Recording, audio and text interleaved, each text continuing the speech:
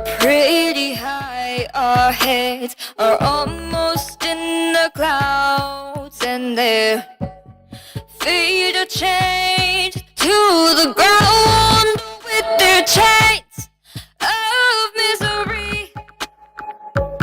They've got a hold of me, they won't let go of me. Let go of me.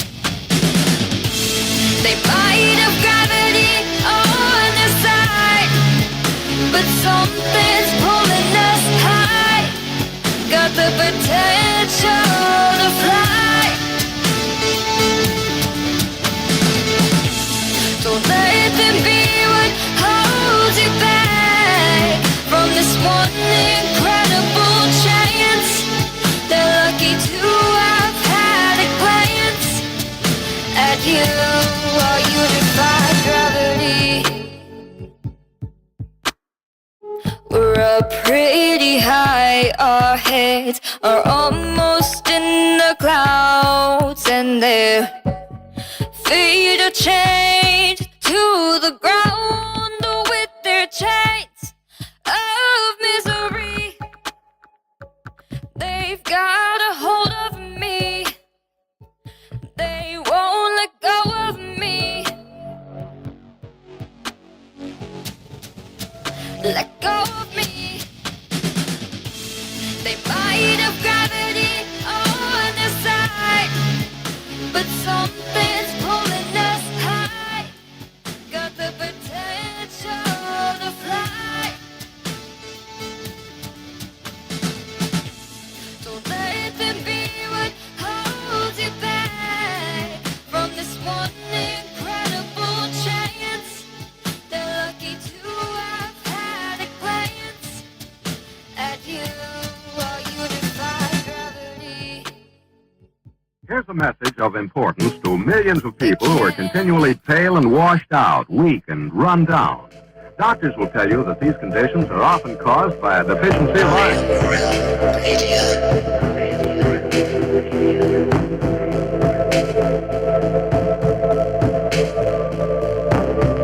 The iron you need to keep you physically fit and mentally alert.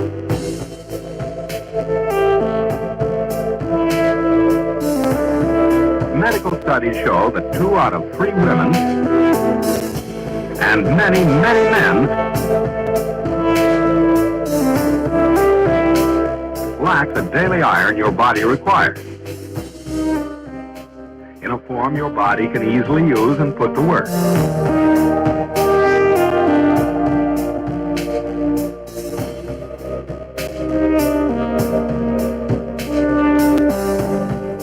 Every dose gives you more than your daily minimum iron requirement. We are awake, we are awake, we are not alone. We are striving for more. So if you're not getting the iron your body needs,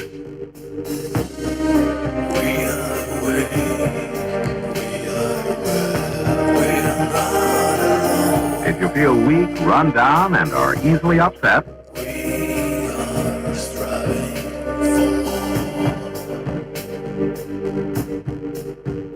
start taking iron today.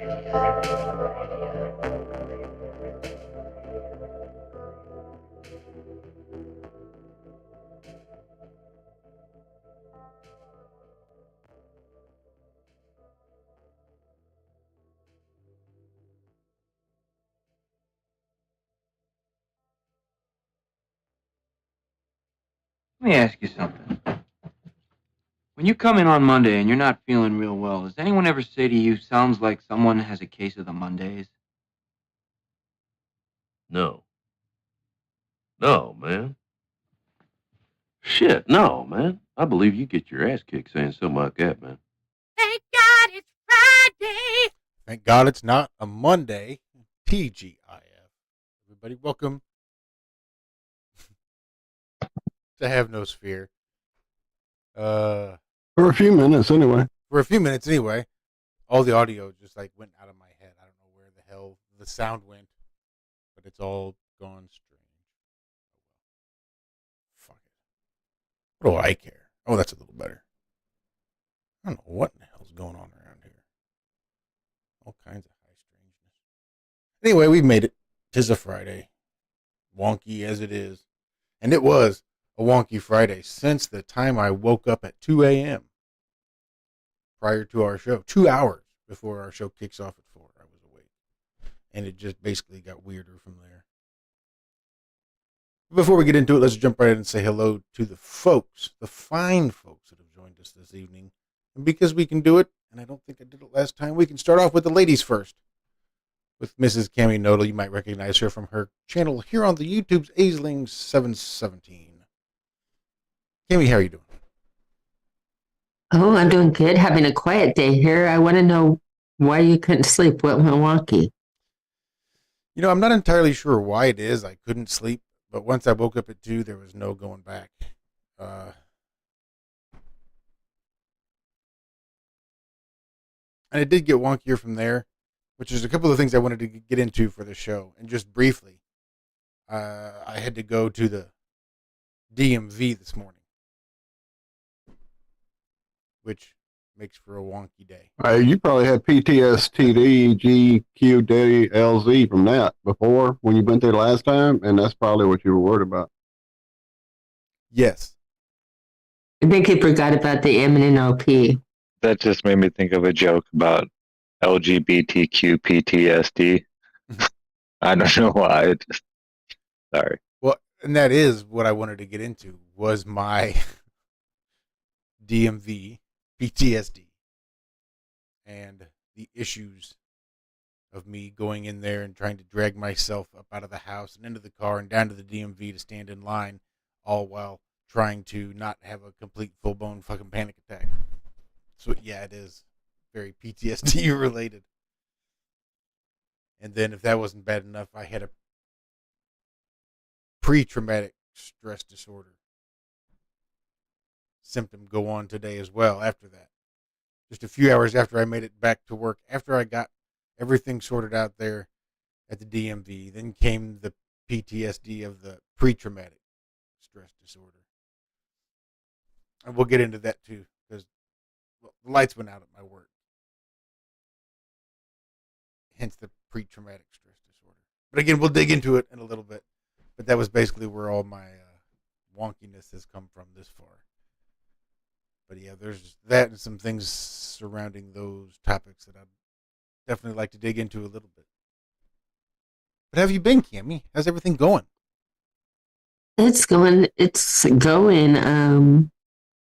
Was enjoying the pre-show and enjoying Africa. I've got a puzzle that I'm doing in the background, a jigsaw puzzle, and just having a quiet evening and glad to be here. Well, we are absolutely glad to have you. Then somewhere not far from you, probably just out of arm's reach, is Mr. Zachary Zabala. He's got a channel here on YouTube, Good Times for All. Zach, how are you doing? How was your Friday? Not too bad. I woke up with the case of the Mondays. You can go back and listen to the show. I forget what article it was. I forget what it was even about. I was half asleep, but yeah, I woke up it was a Monday morning to me. But I feel much better now. Sounds like somebody's got a case of the Mondays. Yeah, I did for sure when I got up. I don't know what it was. I forget what article it was, but it just set me off. But that's all over with. Over and done with. No, not a bad day. Got a lot of stuff fixed on the maps today. I got the some stuff you guys don't even know about, but Walter, what were you letting me know about? The balloon launchers, how you can crash down into them and not get out of them. I fixed that. Oh, that's the big hole at the top. Yeah, I fixed that. So we're in a meeting, right, guys?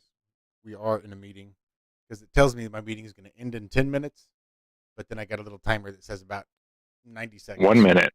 Yeah. Uh-huh. No, I've already had that way a while ago. Yeah, that's probably about to happen. That's what I was worried about. Yeah. I didn't know if you'd seen that come up. No, just now. Just now did I see that. See it. We love y'all. Love y'all. Good. You guys have a great night. Had a great Have show. a good day. Peace out. It's been a fabulous evening. I've enjoyed it immensely.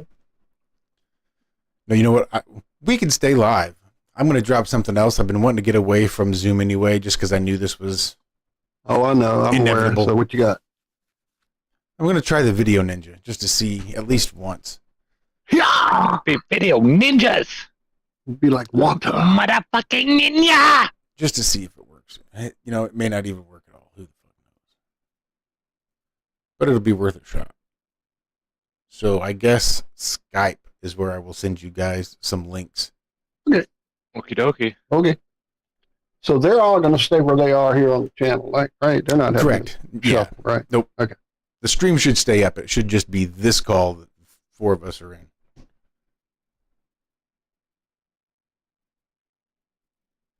Will die at some point. Oh, and it already has. My free meeting has ended. Upgrade now. Go fuck yourself. I upgraded like 8 years ago, before the pandemic was even a thing. You guys couldn't make shit. I thought, I'll try Zoom. That'll be cool. Nobody uses Zoom, and they didn't. But now. All right. I'm going to create a room. Forgive me, guys. Room name. HNS. Password? No, I don't want no password. The guests can see the director.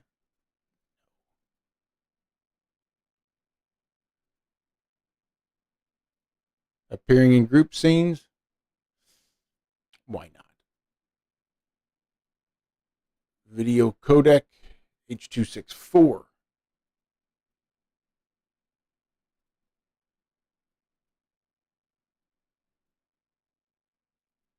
We'll try joining as a participant, not just a director. Nope, that's not going to work. I'm going to need to join as a director. That didn't work for shit.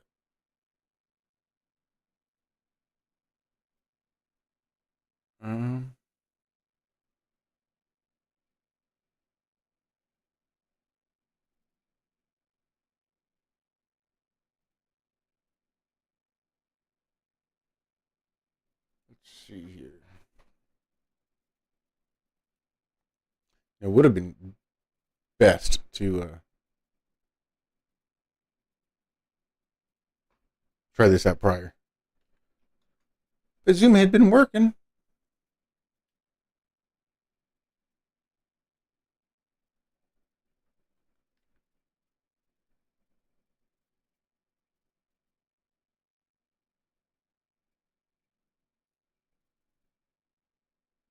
Invite a guest. Here's what I want. Guests here, others.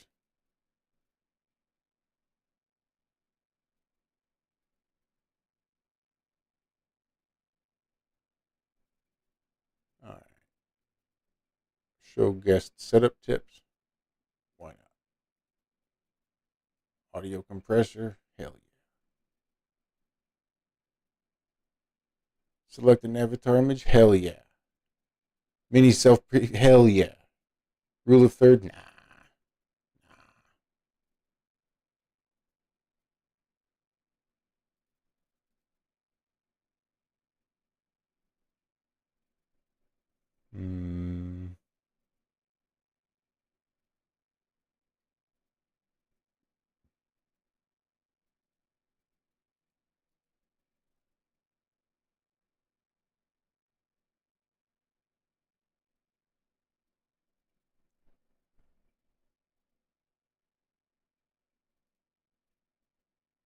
All right, let's try this. Come here to Skype. Send it to Walter. See how this works.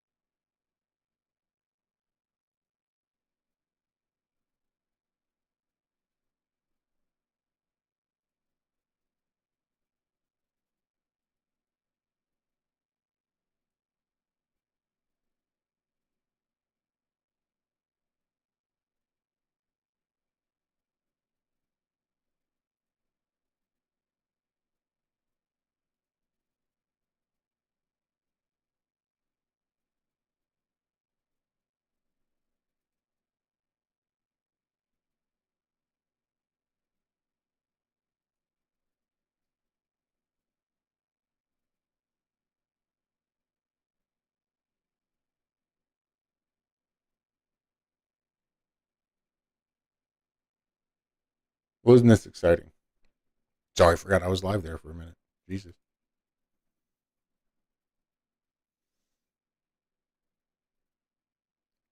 Oh, I hear that.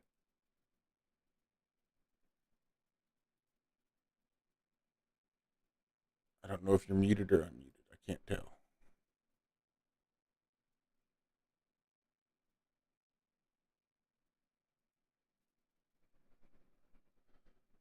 All right. Good to know. You just wait. We'll see if I can't figure this out.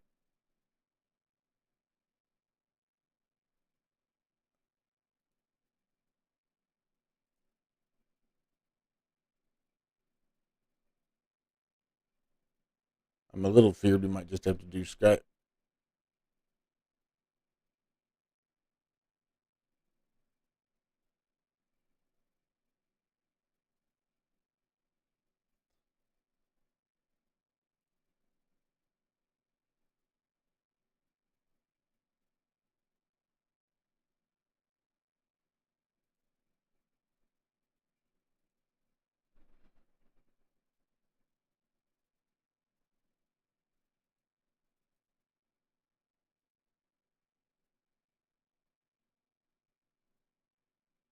Now, why don't I hear you all?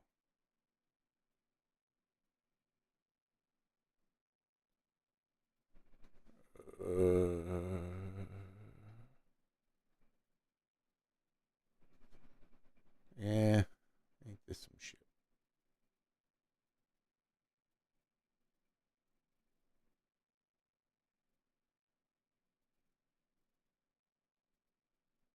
Guests can hear others.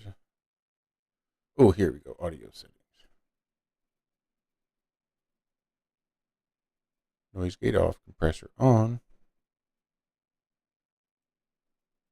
Haha.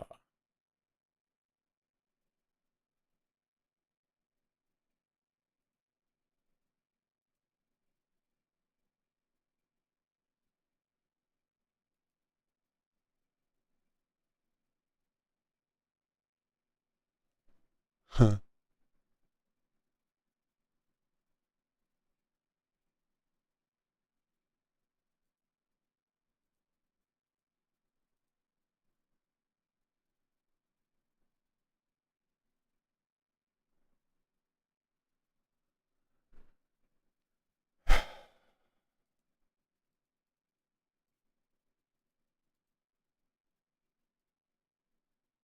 This may not work at all.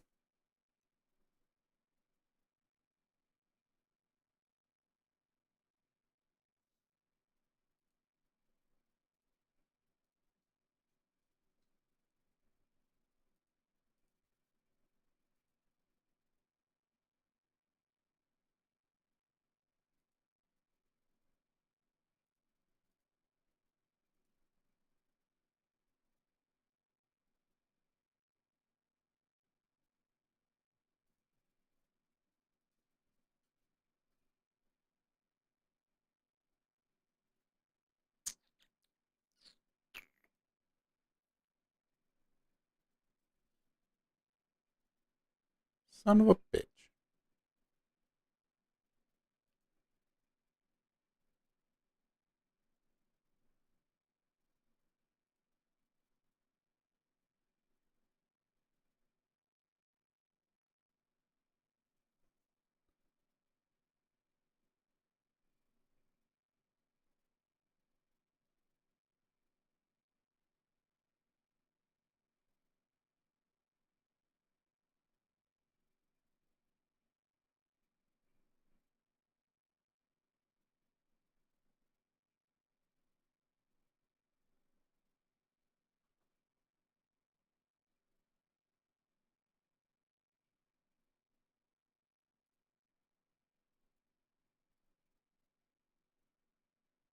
Hmm.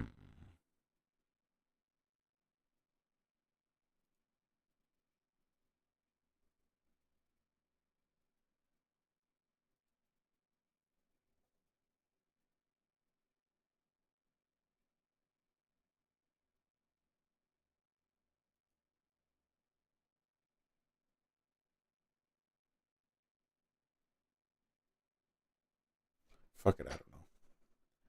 I just don't fucking know.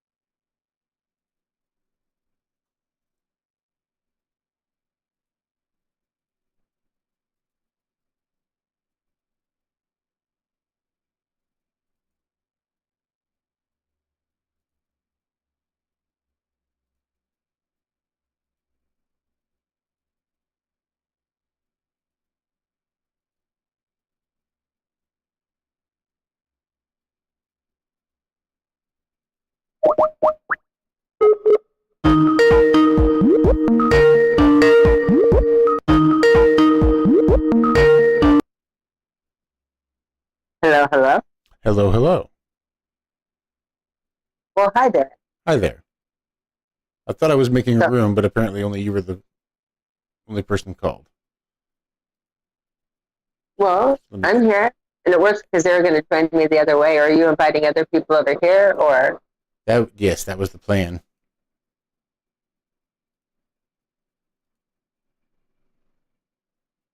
That was like too easy to join in. I answered the phone, and here I am.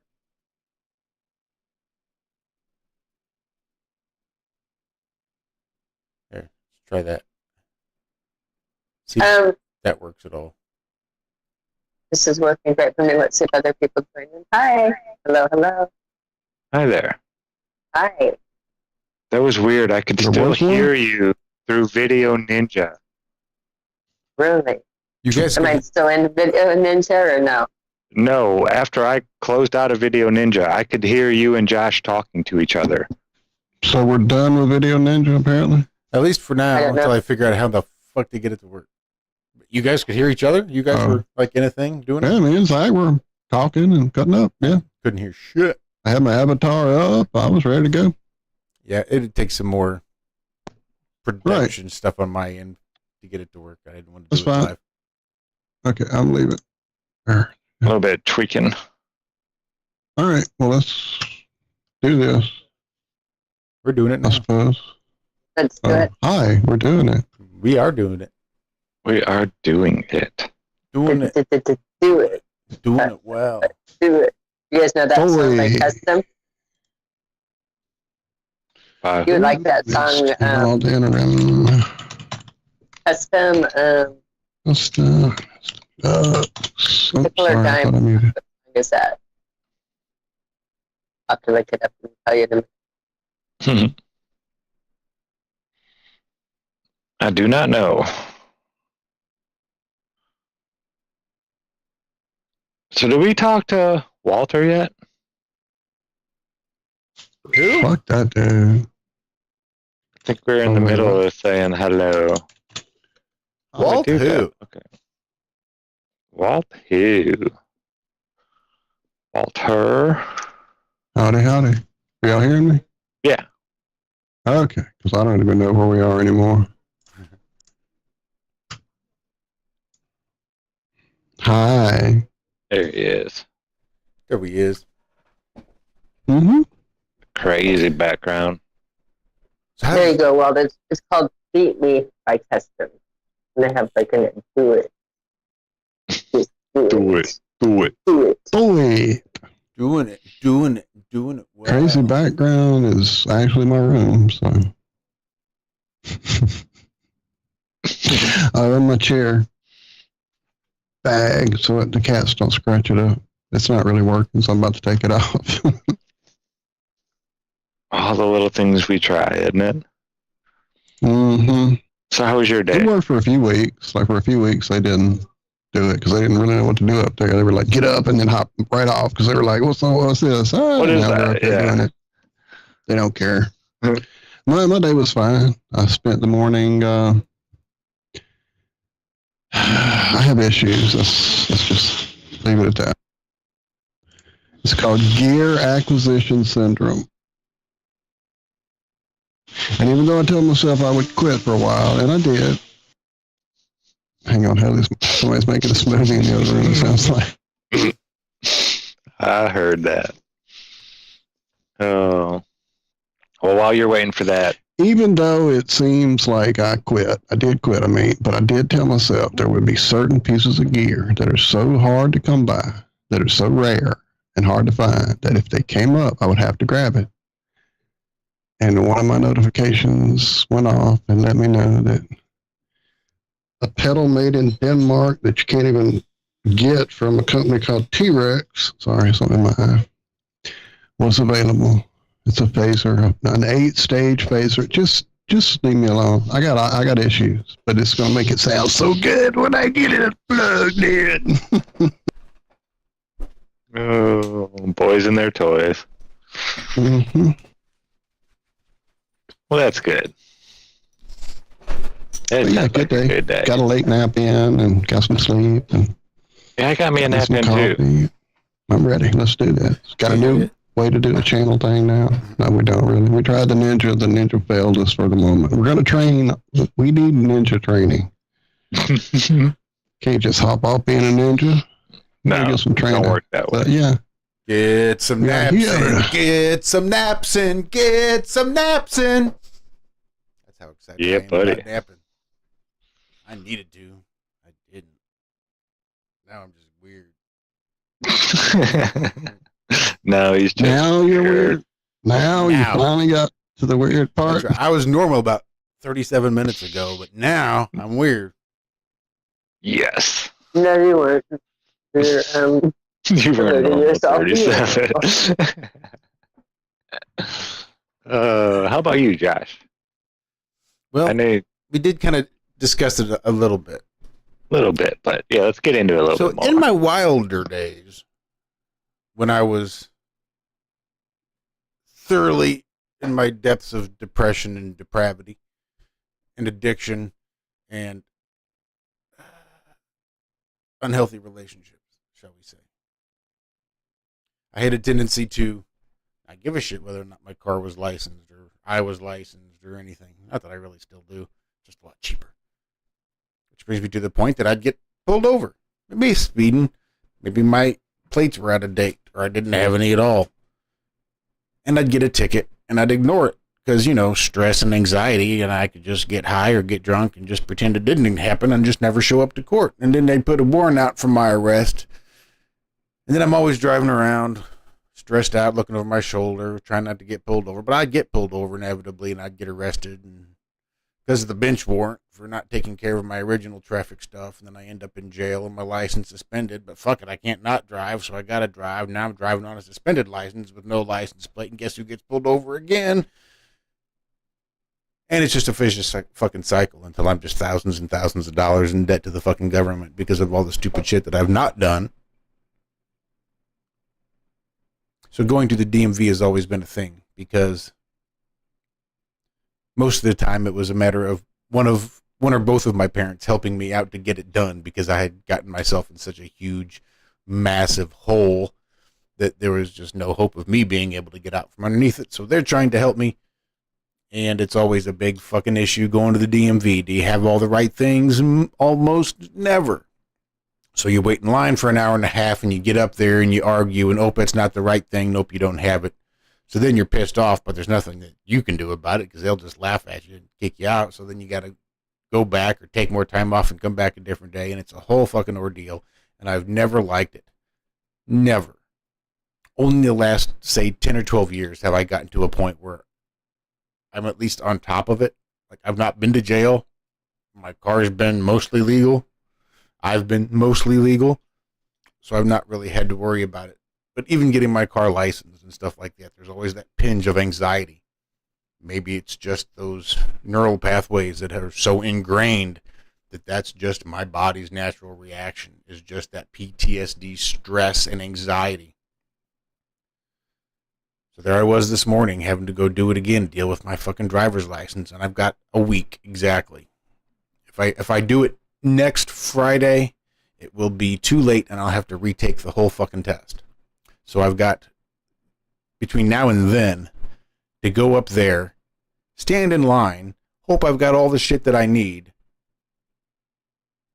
have them be able to do it and me still get out of there in a reasonable time. And it's just such a rare occasion that it always causes anxiety. So I had a hard time getting out of the house this morning because my anxiety didn't want me to go. So I'm just procrastinating and stalling and doing all the shit that I can think of to do other than go get the driver's license that I need to go do. Because I need to go to work. But I want to do this first thing in the morning so I don't have to wait even longer. So my stomach's in knots and I'm anxious and I'm just like, fuck it. I'm taking baddie hits, taking a dab. I'm like, fuck it. I just gotta go. I gotta go to work. Fuck it. I just gotta go. So I go and I get up there. I walk in and man, my heart's pounding. I'm like, oh fuck. We better hurry up and get this shit taken care of before I have to end up in the ER or something because my anxiety is just fucking killing me. It was like I'm literally having to just post myself up against the wall and tell myself, don't run out the front door. Don't run out the front door. You're a big boy, Josh. You can do this. You can do this. Right now, your number's not even called. All you've got to fucking do is stand here. And my heart's fucking pounding. I'm like, Jesus Christ. I'm such a little bitch about this. All I'm doing is getting a driver's license renewed. I'm not taking a test. It's just a renewal. And apparently, the story was all you needed to have is your old driver's license and a piece of mail to verify your address. So they called my name and I went up there and I gave them my old driver's license and I said I needed to renew it. And she says, oh, did you bring a piece of mail? And I reached into my pocket and I pulled out a piece of mail. She says, oh, you did? I said, I did. And then she proceeded to test my eyes and proceeded to make sure I could read road signs. And I signed on the digital line and I got a temporary license printed off and my new one will be here in a couple of weeks. And that was that. It was no stress, no pain, nothing. Out the door I went. Wasn't an issue. But it was just the fact that I had to be a fucking adult. And the huge amount of stress, for whatever reason, my brain puts me through just trying to be an adult. And the shit sucks. But I did it. I went up there with my piece of mail. I went up there with my driver's license. And like an adult, I got my license renewed. But I did it almost first thing in the morning. And I was in and out in less than 2 hours. So I was a super adult. So I was patting myself on the back. Trying to... Wow, how many people live in your county? It was that crowded? Friday. I don't know. Around here, I mean, there's lots of people that are moving here and everything, and lots of people, but the few times I've been to the DMV, even though it was real crowded, they seem to have like a bunch of people working, and people were moving in and out of that place like hotcakes. I think I was there for like maybe 20 minutes. Yeah, some places have a great big DMV where they've got like 40 fucking counters and maybe 20 employees working and people just rocking and rolling and nobody really sits. Here it is. That wasn't one of them. No. Like, my county has been hands down the United States #1 meth capital, like for years and years and years, with Jefferson County, Missouri. It's a small, rural little county. Our buildings, the DMV that I go to is not much bigger than like a double wide garage. I mean, there were literally 3 people working at the counter for the license plates for automobile licensing. Then there were 2 more people working for driver's license side, ID side. So there was probably... Yeah, there was like 12, 13 people up at their own little like booth type thing up there. It was, yeah. Yeah, there were 5 well people run. total working and probably, 30, 40 people in front of me. Yeah, that sucks. Well, you got through it. You made it. I did make it.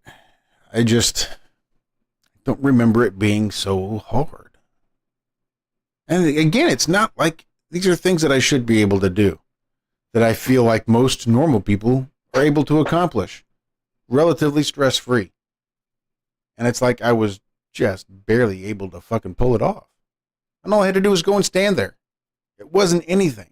It was all my PTSD just fucking getting the better of me. Isn't that amazing how it can do that to you? Yeah.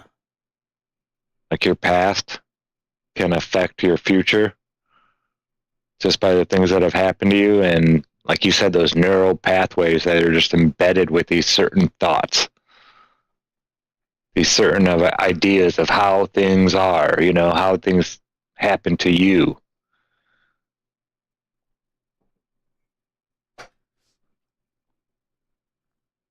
And I don't know if I'm making it better or worse by listening to all of these special operations guys talk about their time, like recounting the actual story of Black Hawk Down.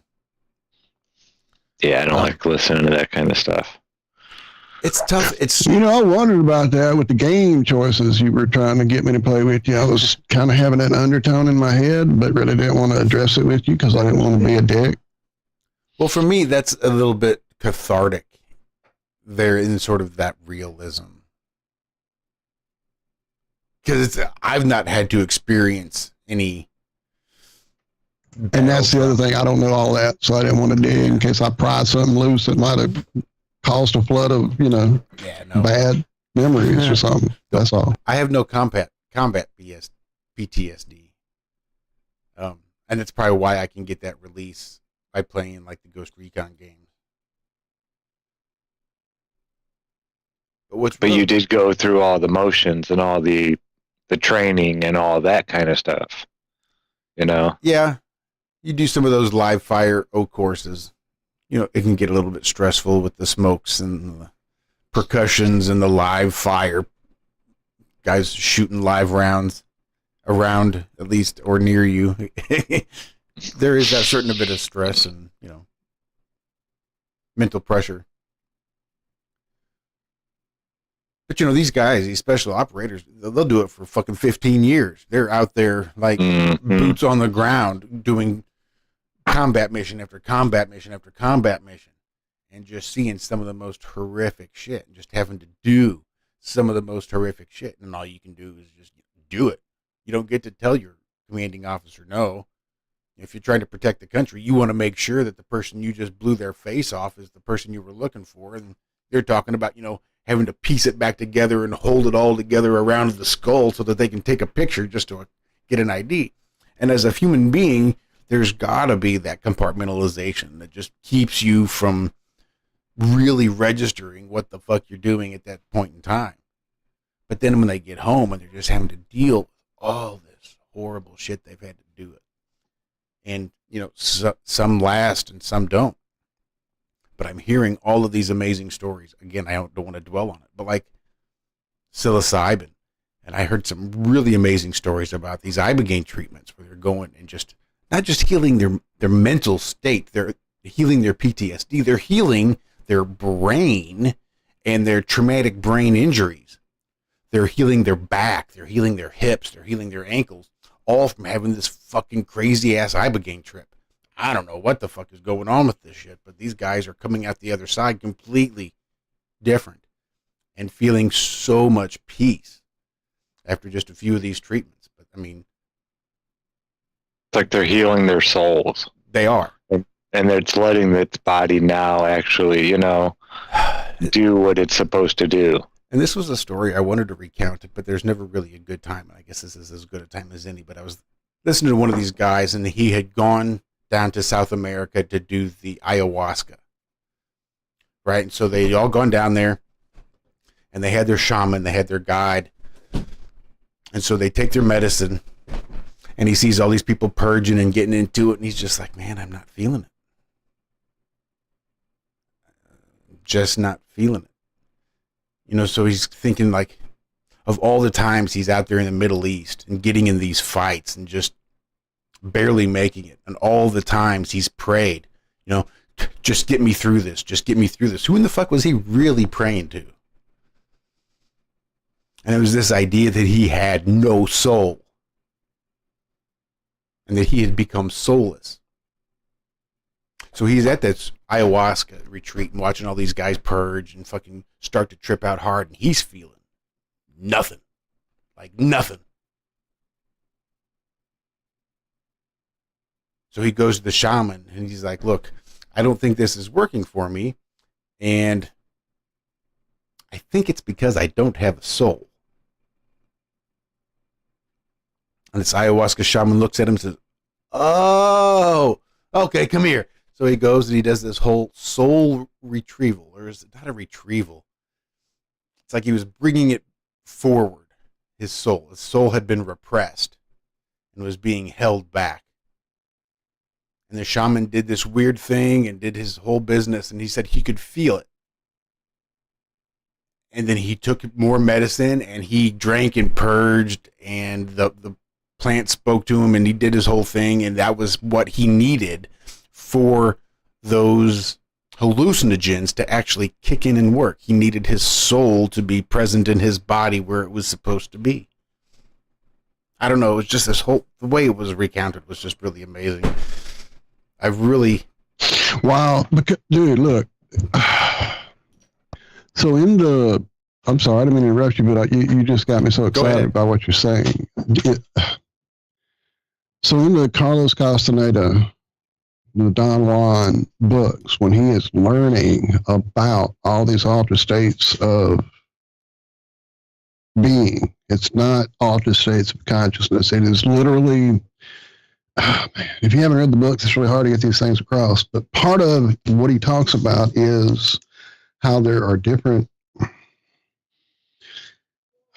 stages the soul is in, almost like birth and life and all these things, infancy, blah, blah, blah. And at one point, if you go through like traumatic stuff, a wreck, a war, whatever, your soul will literally go into your musculature of your body. Like it will retreat from your solar plexus area and go into the muscles, and basically it's hiding from the trauma is what he talks about in the book. And so that dude would have been through all that shit, his soul would have retreated away. That's crazy. I've never heard this anywhere else but in the Don Juan books. Go ahead, sorry, it's just mind blowing. No, I mean, I don't really have a whole lot to add other than it's just amazing to listen to all of this horrible, horrible shit that these guys have to go through, and just how inspiring on the other side, after they've had to deal the horrible shit and all the trauma that has caused in their life and the upheaval and having to work their way through it and coming to these hallucinogens and working through them and coming to grips with the fact that fuck, that worked. And now they're out there trying to get other guys to get out there and do this, because this is, like, especially for these special operators, these special forces guys, it's almost imperative because they have no way of coming home. Like, they don't grieve. There's no grieving in special operations. You lose all these guys, but there is no real aftercare. They're just left to fucking rot. Well, you spend how many months in basic having all that broken, you know what I mean? Literally broken in you so that you can become what you need to be to do those things. Yeah, and I think it's, again... Or so they can turn you into what you need to be so you can do those things, I guess. Yeah, and there's no repairing. And I think it's probably even done specifically. Sure, it's a lot more expensive to try to maintain the mental health of combat vets rather than just pumping them full of antidepressants or fucking opiates or whatever the fuck else is they need, and just keep them all hopped up on there till they die of old age, or more likely than not, they'll just self-delete. And I think that's the ultimate goal that they're really looking for. 22 a day is pretty much, I think, the one that's decided upon, that's most commonly agreed upon, is how many veterans in the United States self-delete every day. Every day, 22 of them. My uncle was one of those one day. These are the same people that were trained to defeat all enemies, foreign and domestic. Yeah, I think it's all by plan. Well, yeah, the Yeah, VA of course it is. healthcare for when they get back is, I mean, these guys are still guinea pigs. Some of the stuff they Yeah, were giving like my Michelle's uncle. mom who goes to the VA and who gets to take 60 milligrams of fucking heroin a day of fucking, I mean, that's what it is. That's what it is. Why they come home addicted to the fucking shit when they come back from war and shit. So that's her daily maintenance. You know, the dosage for death is 200 milligrams. She takes 60 a day. Sorry, it enrages me. No, I get it, Walter. Don't be sorry. And I really do think that's why they keep them all hopped up like that, in hopes that they either are completely worthless in the private sector, Yeah, can't function. or just don't function to the point that they have to self-delete. Horrible. Yeah, how we treat our veterans is pretty horrible. And it's not that the funding isn't there and this and that. It's designed this way. Yep. Everybody talks about fucking socialized medicine. We need the government to control healthcare. Yeah, look at the VA. There you go. Prime example. Sorry, Josh. Nope, that's exactly what I was going to say. It's talk to the vets and see how they feel about their VA coverage. My uncle didn't trust, neither of my uncles trusted them at all. Not one little bit. Nope, I've heard It's the only thing they could afford, though. You know? story after story. I'm on too many pills, so they go to the VA doctor to try to get off. So he takes them off one and puts them on two more. Mm-hmm. And one of them's probably a test thing. Absolutely. This one's just a test thing we're going to try on you. Let us know how you feel. Yeah, my uncle wouldn't take half the stuff. He'd take it one time, and then he'd be like, nope, never taking that again. So this one time he couldn't feel his teeth. Like they were there and everything, but like he said it was the weirdest feeling. He said it was like from the inside out, they just started going numb. And then all of a sudden, it wasn't like his gums were numb or anything, but like when his tongue touched his teeth, he said he didn't feel it. You know, you normally don't think you feel things on your teeth because they're so much harder than everything else, but you really do. There's nerves in there and all that kind of stuff, and you feel things when it touches your teeth. And yeah, he said like he would touch it with his fingers, and he said it was like it was touching somebody else's teeth. Yeah, some experimental weird thing, I'm sure. Yeah, no thanks. So, yeah, Travis and Chad just put it in there. I was about to mention the movie, Jacob's Ladder. That's exactly what that movie was about. About a group that got an experimental drug put onto them that made them all freak the fuck out. And the life afterward. Now, it turns out that's not really what the movie's about. I don't want to spoil it. If you haven't seen Jacob's Ladder, you need to go watch it. But yeah, that whole idea of I mean, how many times has it been uncovered that they used different, units, different whole fucking areas of a country as a fucking testing ground for what the fuck ever. Manchurian Candidate. Europe. Truth in Movies. Always. And lies on the TV. So I made it out of the DMV feeling pretty good that I managed to be a super adult. And just to make a bit of a left turn to carry on with the pre-traumatic stress disorder. I get to work, and I'm at work for about 30 minutes, just doing my thing. I got my head down, I'm quiet at work. I just do my shit and go home. And I'm there doing my shit. There's nobody around. I'm like out in the warehouse at this big, like, tank, sort of, that recycles kerosene through it. And you can use the kerosene to clean off parts and stuff like that. So I'm just standing there. I walk up, I click on the little overhead LED shop light, kick on the kerosene pump, and I'm just sitting there cleaning, doing whatever. And then everything just fucking goes dark. The whole power and all of the building just goes completely out. So I'm sitting there, parts in my hand, covered in kerosene. I got gloves on. I'm just like, standing here in the dark. I'm like, okay. Then the lights come back on. Yeah, that's weird. Start to go back to working in the kerosene and the lights go out again. I thought, oh, okay. I'm thinking just yesterday we had all these cell phones go out. Now today we have power going out. What the fuck? Then the power comes back on. And I said, oh, power's back on. Then it's out and now it starts flickering on and off and on and off. And it's like there's no really good power. We got the generators kicking on and kicking off and the power kicking on and kicking off. They're like arguing and fighting and the power's just going crazy.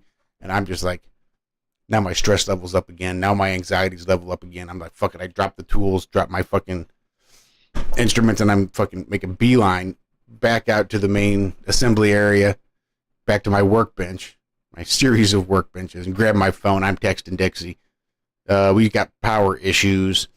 I said, maybe just grab the 38 or something to that effect. It was just, grab a gun. Weird shit's going on here. Yep, I've had that thought. And I thought, well, completely unnecessary, right? It was, again, I didn't know if my building had lost power, if the block had lost power, if Missouri had lost power, the whole fucking Midwest, the fucking Bible. Who the fuck knows what the fuck was going on? I didn't know. Didn't have my cell phone on me. For all I knew, cell phones were down, power was out. Fucking this is it. Time to fucking run home. Like, drop my shit, hop in my car, and try to get home because shit's popping off. And that's sort of where my whole mentality is now with the shit going on in the world. This is how they get you living in fear. And this is a fear that is all self-imposed. I have put all this shit on myself because I'm thinking about it. I'm, been living in sort of that whole conspiratorial, waiting for this other shoe to drop for the last 20 fucking years. But now it just feels like it's right up on top of me again. Almost, I'd say easily worse than 2012, 2011, when I was waiting for fucking Nibiru to come back through. And this is all self-imposed, pre-traumatic stress disorder, waiting for the fucking trauma of invasion or civil war or fucking, who knows? It's a fucking police state. Yeah, it is. I don't know. It seems like it's nonstop, never-ending insanity to where back in the day we used to get breaks in between it. The water is boiling much faster now. It seems like their plans are just, they're going ahead with them whether or not they think they should or not. Or it's just working. So, trying not to be crude, but it's almost like having unprotected sex. You don't want to finish too quick, so you got to pace yourself, right? You want to keep going, but not all the way. So you go a little bit and you pause, and a little bit and you pause, and you're just waiting for that right time, and you can go ahead and go all the way and finish up. But you want to keep yourself close to that edge so that when you're ready, you can just go. And that's what it seems like, is they're just keeping us close to the edge. It's not quite ready, but they want to make sure that we're fucking scared and looking at the wrong direction when they do finally pull that trigger. So they just keep us right there on the edge of our seats, just waiting until it's finally ready for them to initiate all phases of their fucking attack. Or do nothing at all. Who knows? The last time I went full, nutso, like paranoia. Well, actually, there were two times that were really close together. Right before the big one, there was this little thing called Y2K that was being talked about. And at the time, I had a brother who was doing programming. He was making websites. He was talking to a shit ton of people in the computer community who were, freaking out. If he hadn't been freaking out the way they were freaking out, then I wouldn't have been freaking out as much. But I felt like I had a bit of some inside info on it, and that they were saying that, yeah, it's very possible shit's going to reset and cause considerable chaos for a few, at the very least, a few months, if not a year or more. So be ready for it, kind of thing. And so that meant, like, you know, the whole get lots of water, get lots of whatever, canned shit, dried bean, you know what you do. And so the lady I was with at the time and I did that. We prepped our asses off, and it was a big nothing. So we spent the next, few months trying to eat up and drink up and whatever stuff that would eventually go bad, and really didn't have room for in the first place. We were living in a small apartment in fucking Vicksburg, Mississippi. So all that happened and went over, finished up, whatever. And so then one night I'm listening to Art Bell, and they're talking about a response that we got from the Arecibo telescope area right outside. Come on, buddy. Sorry. Right outside that area, we had gotten a crop circle that seemed to be a response to the message we had sent out to the stars. A message that included things like, where we were located in our galaxy and what kind of DNA we had and where we were in the solar system and just all these different little pieces of information. And this was sent out, and that got at the telescope where it was sent from or whatever, it got an answer in a crop circle with a slight variation on the planet where it was located and a slight variation on the DNA and a different looking figure with a bigger head and kind of slanted out, alien shit. And I was just like, oh my God, blown away. I can't believe it. And went to bed that night excited because I knew the next day this would be like headline news that we'd gotten fucking answer back of what we had sent. And here's our answer. And it would be on the news. And so I get woken up that next day by this lovely lady waking me up going, oh my God, you got to see what's going on in the news. And I'm like, yeah, I know. And it was fucking 9/11. And so that morning I watched all this bullshit on TV going, oh my God, sure they pulled this attack on us. America pulled this attack on ourselves so that they wouldn't have this information. They don't want people to know what happened in that field out there. That was my first thought through the whole thing. At no point did I think we were under attack, that we were whatever, at all, that whole morning, going through the whole thing. But as it began to add up later on the next couple of days, and things just started getting to this whole fever pitch of madness, like people were getting powder in the mail, and it was turning into a whole thing. Go get fucking this screen for your windows and gas attack. I mean, it was like every fucking where you turned. I worked in a mall, and I was the arcade manager, and it was constantly coming in. The parents were talking about it while their kids playing games. It was just everywhere. So it kind of started fever pitching into my mind to the point that we didn't go see. We had Jazz Fest tickets that year. We were going to see Tool, and we were still in the van. It was a whole thing. We didn't go because that was the theory that they were going to attack it that year. So basically, I spent the whole next 6 months in terror. Y'all stop it. They're chasing each other. In terror of what might happen, and we can't go out in public and all that. And I finally caught a grip and, remembered that 6 months before that, I'd read a story about the fact that Bush had these fucking reports on his desk about the fucking strength of the towers and could they take plane attacks and all that 6 months prior to this all happening. So I called a grip, remembered that, yeah, they're all lying to us and it's all bullshit. And Bill Hicks, remember him, and I woke back up, I guess, and stopped freaking out so much and began to get out of that fear. Every time it started boiling itself back up in my life through usually outside sources, when I found a weird sticker on my fucking mailbox and looked into that. Jade Helm era of stuff, watching Naboo and all that. Things that would boil it back up. I would always manage since the 2012, the Y2K and the 9/11 thing to kind of pull it back. Now, we all kind of talked about things during the 2012 era and possibilities, and we were very spiritually aware and a lot more,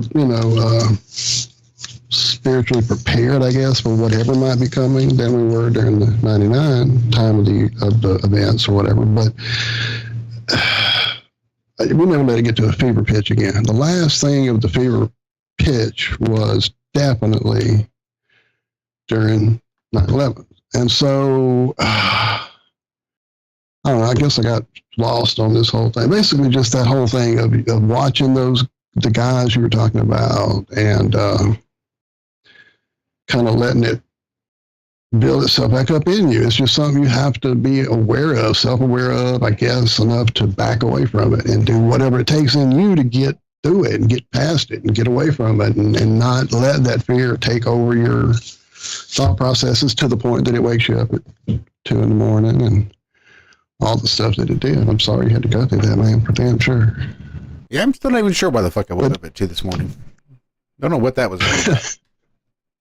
I'm just saying the whole PTSD idea of it all, the bigger scheme of things.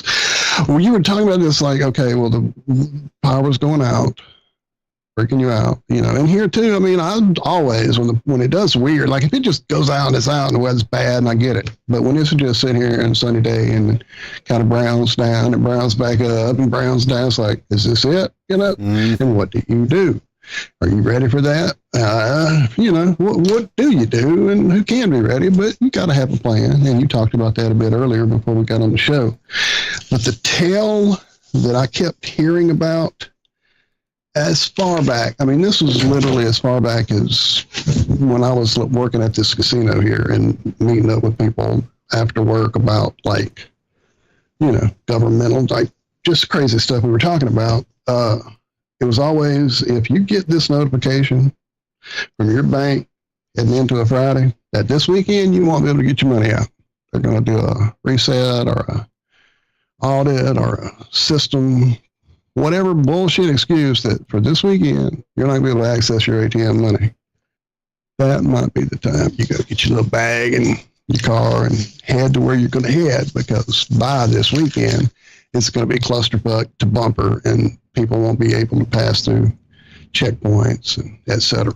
That's what I had heard prior to 9/11, prior, even going through the Jade Helm era. I think Walt Johnson and them have talked about it a few times, Chuck Norris, you name it. I've heard it from so many different people.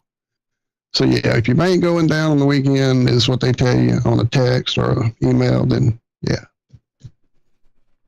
I don't know nothing. That's just what I was told. Prank call it. Prank call it. There was one? Who is this? So it's always a good idea, of course, to have plans. And this is one of those things that I wanted to get into.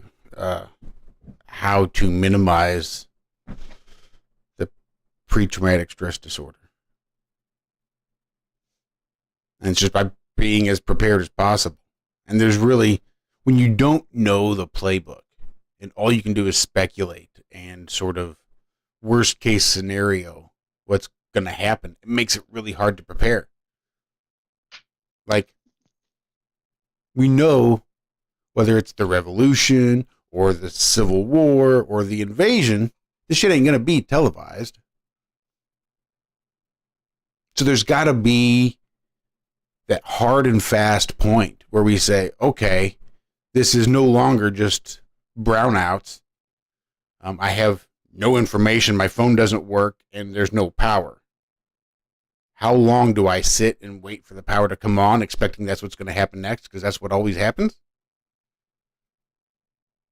Or as soon as the power goes out, as soon as the lights flicker, do you fucking run screaming out the door with just a Josh-shaped hole in the wall as I try to get back home? I mean, there's got to be that trigger that's going to say, okay, this is what I've decided is my hard, fast time to go. But I think shit can hit the fan differently for everybody. I was even thinking about that yesterday. How many fucking people do you think bugged the fuck out once cell phones quit working? Like, oh fuck, this is it. I'm done. I'm out. And they're fucking in their cabins till those first 72 hours are over. So I bet it's happened multiple times already. Mm-hmm. As soon as these unplanned outages, whether it be power or cell phones, things like that, you know there's people there. As soon as that happens, they're like, boom, to the bunker. Yep. Chinese balloon? Fuck it. I'll get Bunker. my updates on the ham. Yep. Mm-hmm. No, there was a story about a guy who took his grandson or his son down into a bunker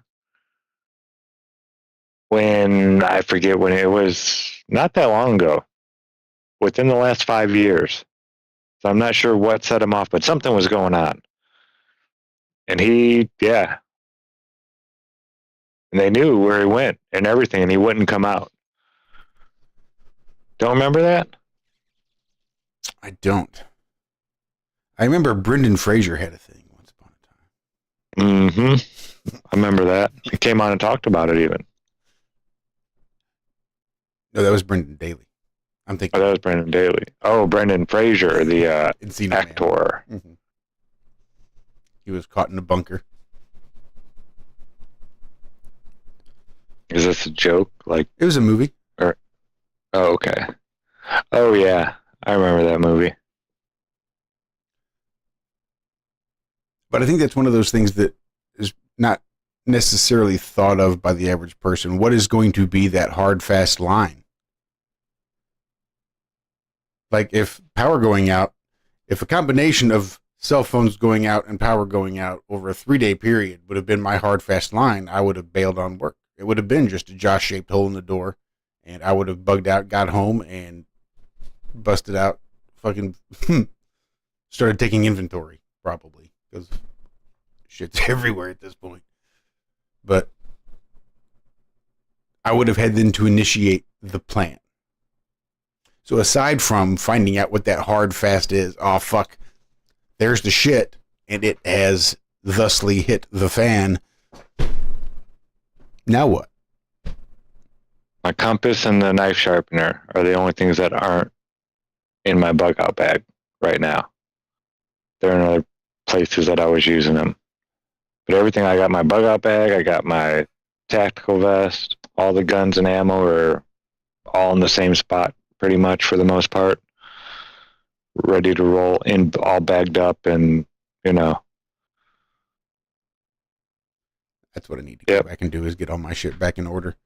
And really, that was the main reason I wanted to get my driver's license taken care of so quick. I don't give a fuck about getting pulled over with no license. I don't give a shit. But I need to buy guns, and they're going to want to see ID for guns that I want to buy. So yeah, it's one of those requirements. Unless you can get to a gun show. Do they still require ID at a gun show? I don't know. Not for private sales. Yeah, private sales. I mean, what's really... I don't know. And look, I'm still looking at upper builds. I still need barrels and bolt carrier groups and charging handles and shit. I've got lower builds and I've got my receivers. So I either need to figure out exactly how I want to, what it is I want to be shooting, and get those uppers bought and assembled. Or I figured I could just buy a pre-assembled one and swap out receivers. Then, this is not the AR-15 you're looking for. Nope, sorry. Don't have that one anymore. I just got this one. Obviously, this one doesn't have any of the serial numbers that you're looking for. I don't get it. If they're worried about a gun that does damage and this and that, there's a lot bigger bullets out there than a 223 or a 5.56. Yeah. That's 5.56 millimeters.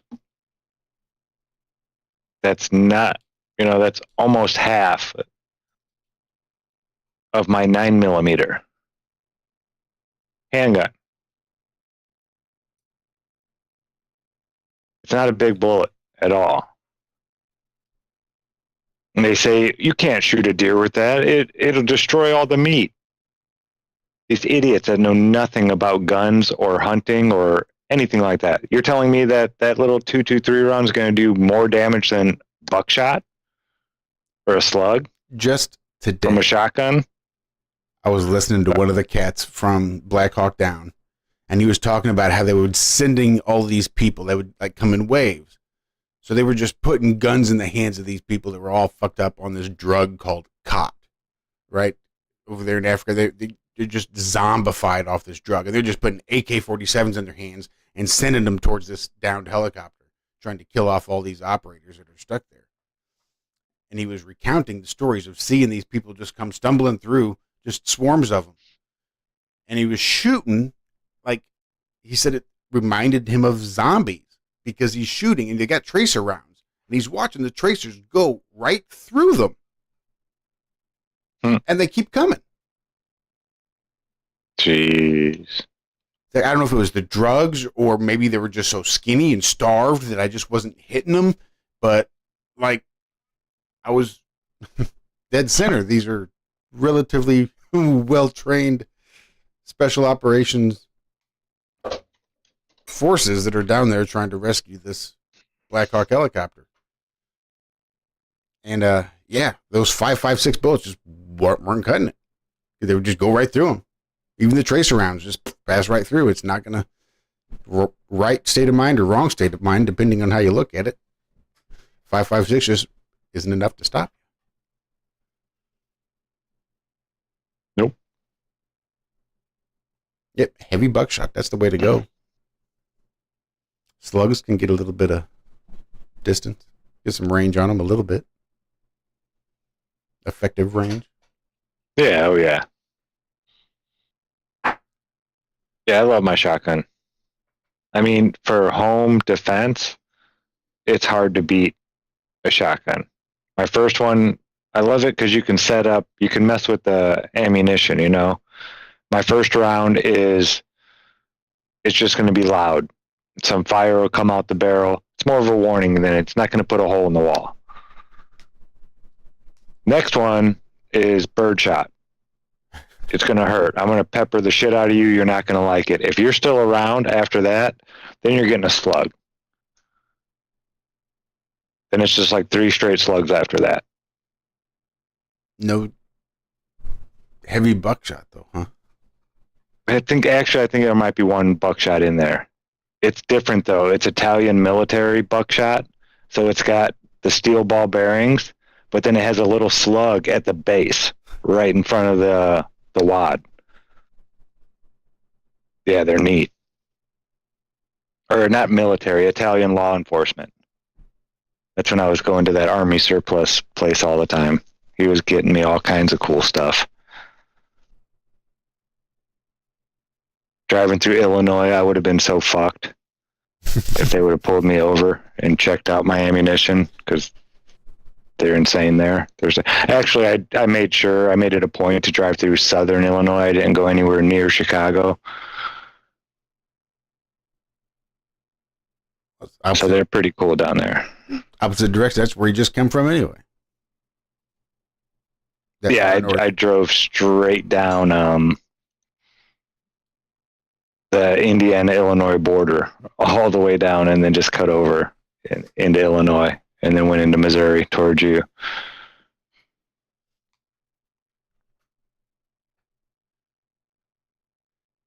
So if step one is just figuring out where you're hard, fast, all right, this is where I've decided it's time to bug out or bug in or get home or do whatever it is you've decided to do. Step two should be that first immediate thing. Like mine was, of course, just to call my wife or text my wife. Be like, look, just grab a pistol just in case. Just because I didn't know what was going on and there's too much potential. I don't think she did. For what it's worth, I'm pretty sure I came home, I did not see the 38 sitting out. But that's probably just because the power here didn't flicker. I think if she'd had power issues, she might have then taken it upon herself to get armed. But I mean, I just reached down and I grabbed my 9 just now. It's right there. That's just me, though. I feel better knowing that I have a gun, that I don't have to go into something. And, I understand children and all that kind of stuff, but we're all adults in this household. So it's nice to just be able to have it. It's not like sitting on the table out where people can see it, but from me sitting at my desk here, all I have to do is reach, and it's right there, ready to go. Well, I got to put one in the chamber. That's a question I was going to ask you. You don't ride with one in the pipe? I don't have a safety. Oh. On this gun. It's, yeah. I mean, so I don't feel, I know it's not going to go off just sitting there by itself. I was going to say, a lot of people don't use the safety, so I guess it makes sense, because the trigger is the safety. Don't pull it, ain't nothing going to happen. Yeah. But just in case, door unlocked, child walks in the house or something, any kind of scenario like that, something like that, or if we have children over and they somehow magically find it, they can't just pull the trigger and it's going to go off. Which means now you have to practice. Yep, that's how I do practice when I do. When you're with your draw is now you draw. Pull, yep. And grab it right at the top. It's almost you grab it with 2 hands almost. The first hand slides it out, but it slides it right into your hand. And then as I rotate it, from pointing straight down to going to a 90 degrees, counterclockwise, pointing forward, that's when I start pulling back right there, and it's just chunk chunk. And then as soon as I let go of that, that's when I cut my hand down over the top and then apply my finger to the trigger. Yeah, you do lose a little bit of time, but people get it down real proficient. It's not that much time. Yeah, it's not even the time. It's just the thought.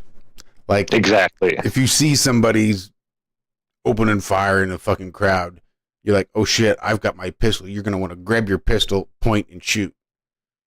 And if you're not trained, I don't carry one in the pipe. I've got to draw, rack, chamber that round, then I can shoot. I think that's going to make the difference. Yeah. Hopefully I'll never have to do that. Hopefully. I think that's probably just one of the main reasons my anxiety level is so high, because we don't really have a plan to speak of. It's, in my mind, it's like I change my clothes, I'd go crawl out on my belly out into the middle of the woods. I'd be gone for a couple of days and be all right. Come back a little hungry, but fed. I'm dirty and stinky, but I can go out there and do it. I don't expect necessarily, I don't know if I could do it with people in tow. Well,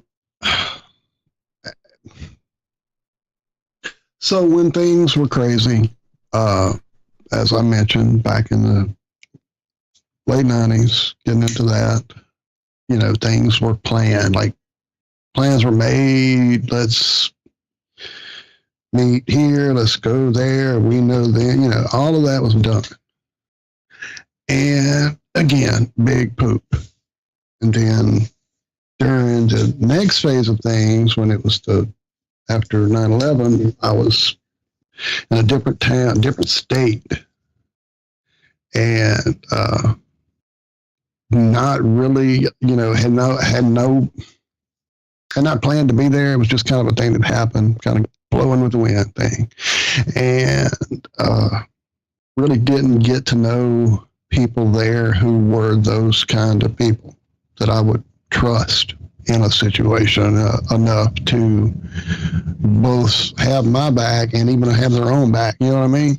And so it never really became a thing that we really set into place there. And then when we moved back to Louisiana, it was like probably within, a year that Katrina happened, that quickly showed us all, when it really gets down to it, you can plan all the fuck you want. it's going to do what it's going to do in all those instances, all of them.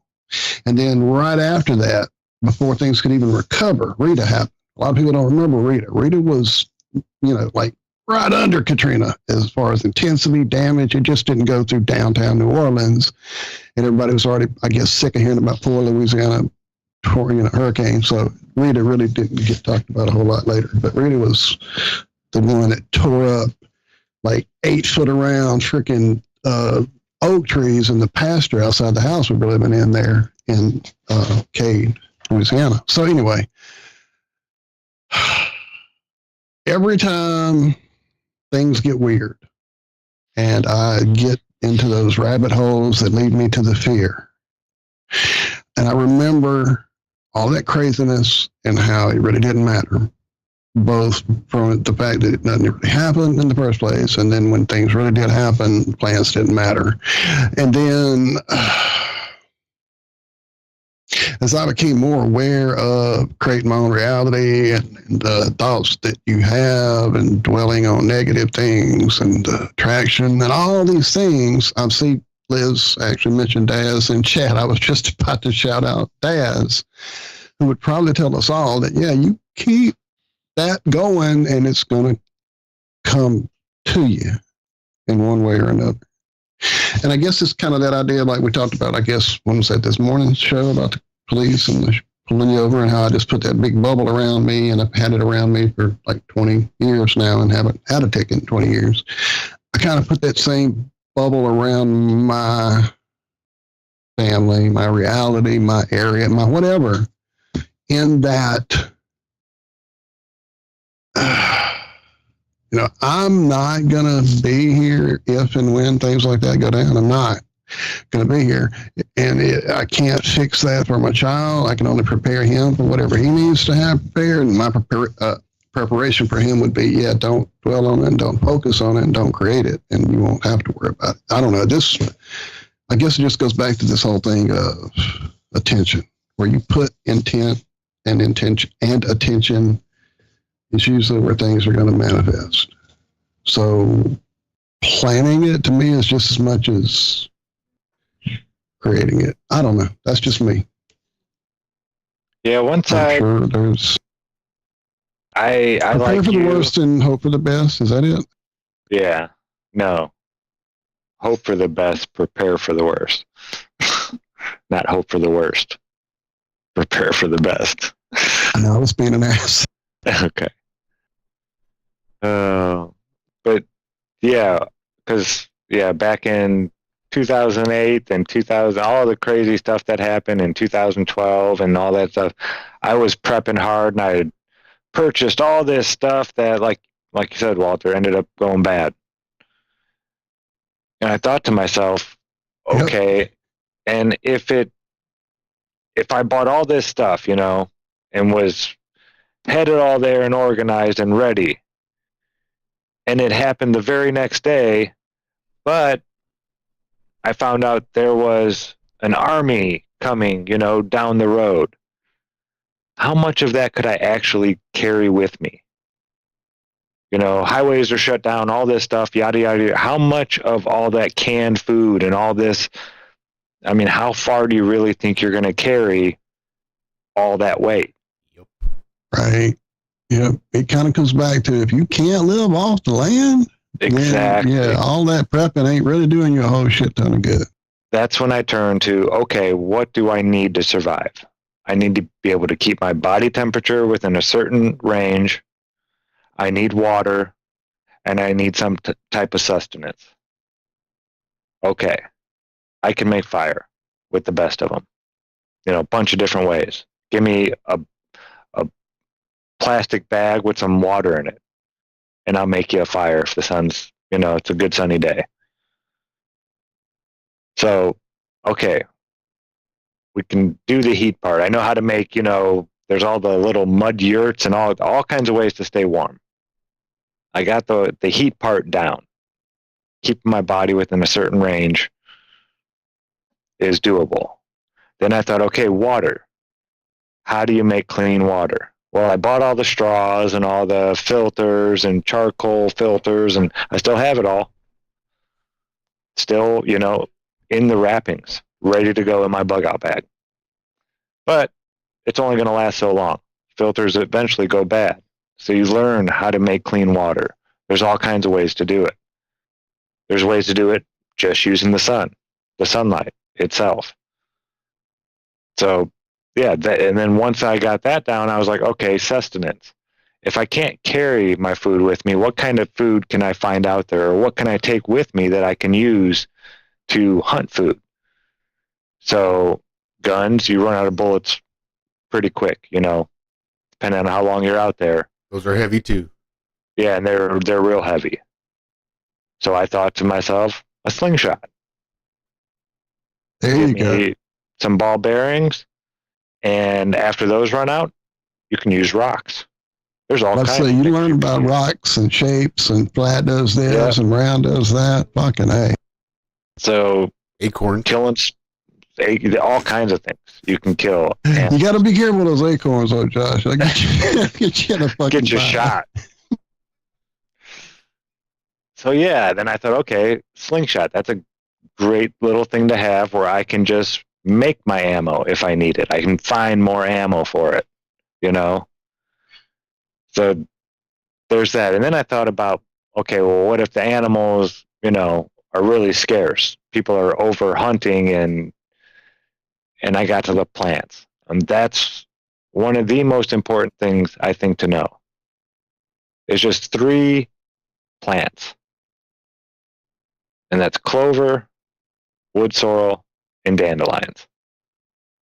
I've driven back and forth across the country through a bunch of different states, and in every single one of them, I found these 3 plants. I'm sure you have, if you don't live in the States, if you live somewhere else, I'm sure you have 3 plants that are edible, just like these, that grow everywhere. They grow in rocks. They grow in sand. They grow everywhere. They grow on top of roofs.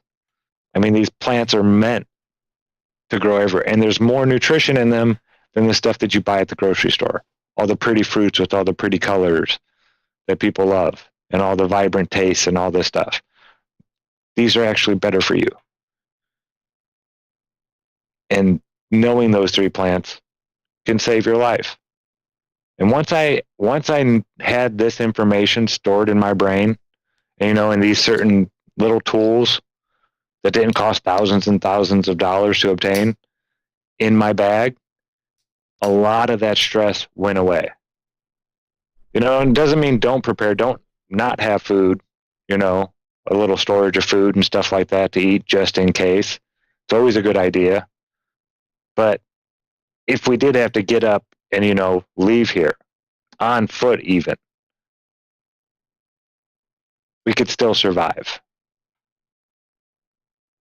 So that brought me a huge peace of mind right there. Just the idea that, okay, if the worst gets to its worst point and we are out there on our own, nobody else on Earth, last people on Earth, we'd still be able to survive. Maybe that's where my stress comes from. Like why I don't like having rabbits. One of my biggest negative aspects of owning rabbits is just my constant state of stress.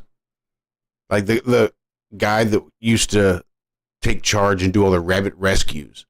So if somebody would see a domesticated bunny running around in their yard, you call up this guy, or people will have this number, so they come and rescue rabbits. And that's where the rabbit house comes from. It's got 120 rescued rabbits that we pull off because jackasses want to just dump them outside. But he actually had the unfortunate experience of accidentally stepping on one of his rabbits and killing it. Oh, that would suck. So after we lost Binks, after 6 months of having her, for no fucking particular reason, other than maybe genetic or heart, I mean, I don't know. But it was such a devastating loss to see just how fragile these prey animals are.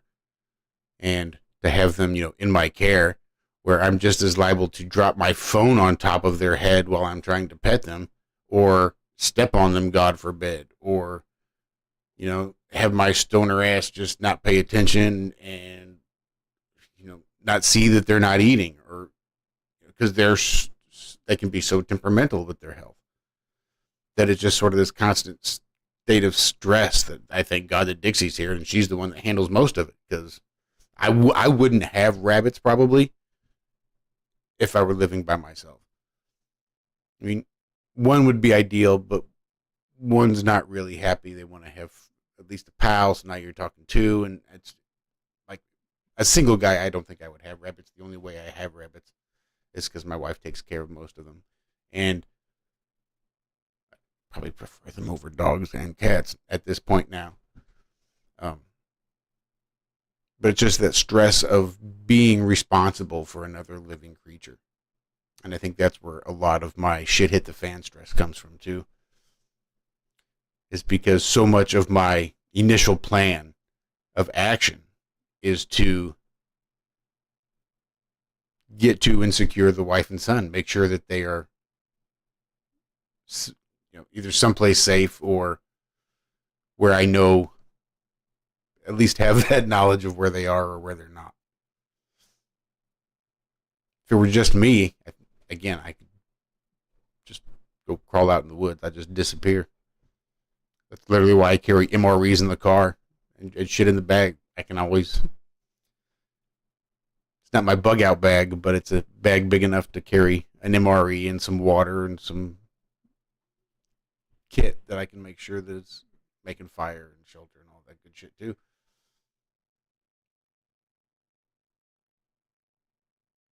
It'd be a lot less stressful. I wasn't responsible for other human beings. And this is one of the things that grinds my gears a little bit about the trans movement. This idea that a little girl can wake up and decide that she knows what it feels like to be a boy. And that's how she feels. She feels like a boy. Because she knows what it feels like to be a boy. Well, I mean, she just doesn't feel like a girl. Like when she sees girls, that's what she feels like. How she assumes other people feel. She doesn't feel like those assumptions. So that must mean that she's a boy. Because she knows how boys feel, so that works out well. And just like a man is not going to have any comprehension of gestating a child inside of them. Maybe there are men that can grow a child in them, but it's all artificial, right? They're never going to actually know what it's like to gestate a human child inside of them. Like, legitimately. So it's hard to hear a man compare any sort of pain to childbirth. What the fuck do you know about childbirth and the pain involved in that? They don't. Men don't know what it's like to be a woman. Just like a woman doesn't know what it's like to be a man. I don't think, except for the rare exceptions, most women don't know the stress of having to be that protector. And I don't think that there's a lot of men left these days that could withstand the stress of having to be a protector should the time come that they have to protect something that they love. Man, it's always on my mind. Well, you guys know. How many times do I grab? That's the first thing I do. If I hear something or something's weird, 9 in my hand. Let's go check it out. Yeah, when I was young, never ever did I ever go check it out. I would sit there in fear, be quiet and not make a noise and just listen, see if the noise happens again or this and that. Now you almost feel like it's, like your duty to make sure that there's nothing there. Yeah, it's different. It is. Yeah, keeps you on your toes. And I think it's ingrained. I think a man and a woman laying in bed I don't care what year it is. When they hear glass break and footsteps down the hall, they're going to look at each other and have to decide who it is that's getting up. And I think it's ingrained in us as humans that it's going to be that man. Even if he's pumped full of testosterone and got some wearing a pink teddy to bed. I think he's still going to go out there. In fact, I think that's the way we should all greet burglars. They go running out the door.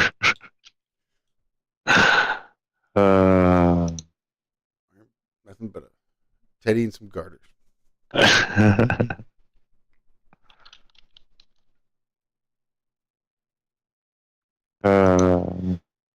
It never hurts to try to think some of these things through. Again, it's hard to plan for scenarios that you cannot even possibly imagine. But it's crazy when you're prepared, though. Mm-hmm. The difference and it works. Yeah. I mean, you guys have heard the story before. I'll tell it again. I was out there walking along the beach, coming back from the lighthouse out on Lake Michigan, taking pictures of Chicago. It's like 8:30, somewhere right there at night in March, though. So it was really, really cold. And I had tripods and thermometers and, all this other crap with me. I was taking, data. And I'm walking back to my truck, and these three guys, it was like, maybe 150 yard walk down the beach. And I was about maybe 100 or 50 yards of that 150 walking back to my truck. And these guys that were like right kind of by my truck out in the beach, though, ran up the boardwalk and then started sprinting at me. Three guys, not children. They were adult-sized men. I was like, well, I'm not outrunning them. I'm wearing a big, my Carhartt overalls. There's water to the right of me. There's the beach to the left of me, and a marina behind me with security fences and all kinds of crap. So I got to go that way. So I just set down my camera, set down the tripods and all that stuff. It was Michigan City, not the greatest place to be anyway. I knew that. Pulled out my knife, opened it, and then pulled out my collapsible baton I had in my back pocket, extended that, and I just stood there. Like, I got real big, put my arms and my shoulders out, and just stood there and waited. And they got about, I don't know, maybe 20, 30 feet away, and they just stopped running and started walking. I don't know if they saw the knife and the baton or what, but I don't know if they were just trying to mess with me, maybe. It freaked me the hell out, though. But I was prepared. And that felt good, a lot better than me just standing there and putting my fist up.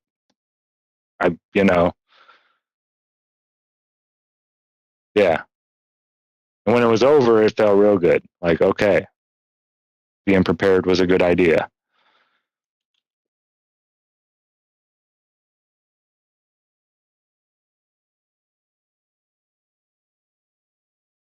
What am I doing now? Oh, yeah, okay.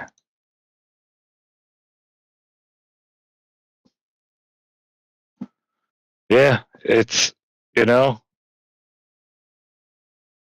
knowing is half the battle. And what would you say, about 25% is being prepared for that battle? And then 25% is just that grit. Some people have it, some people don't.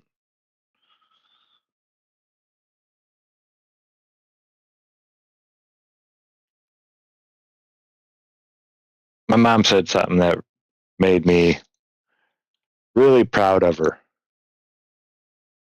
Because we never really had this conversation. Maybe we did talk about it at one time. We've had lots of, deep conversations, my mother and I. But we were talking about, I forget what it was even about, something that, people made, they cooked. And she said, Grandma Strayer, she's like, she always had the best blah, blah, blah. We'll just say, no, I can't say apple dumplings because that was my other grandma's. She was the best at those.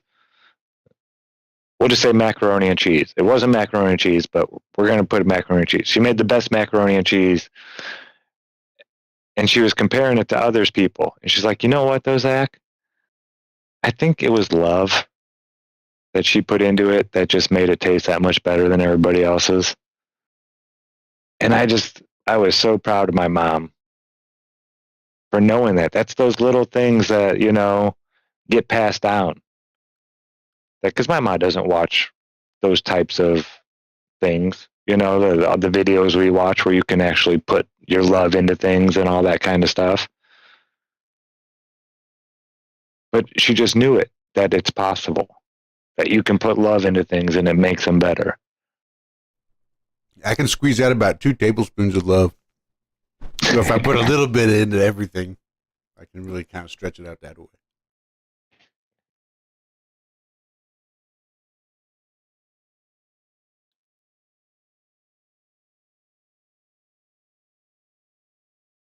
Where am I at now?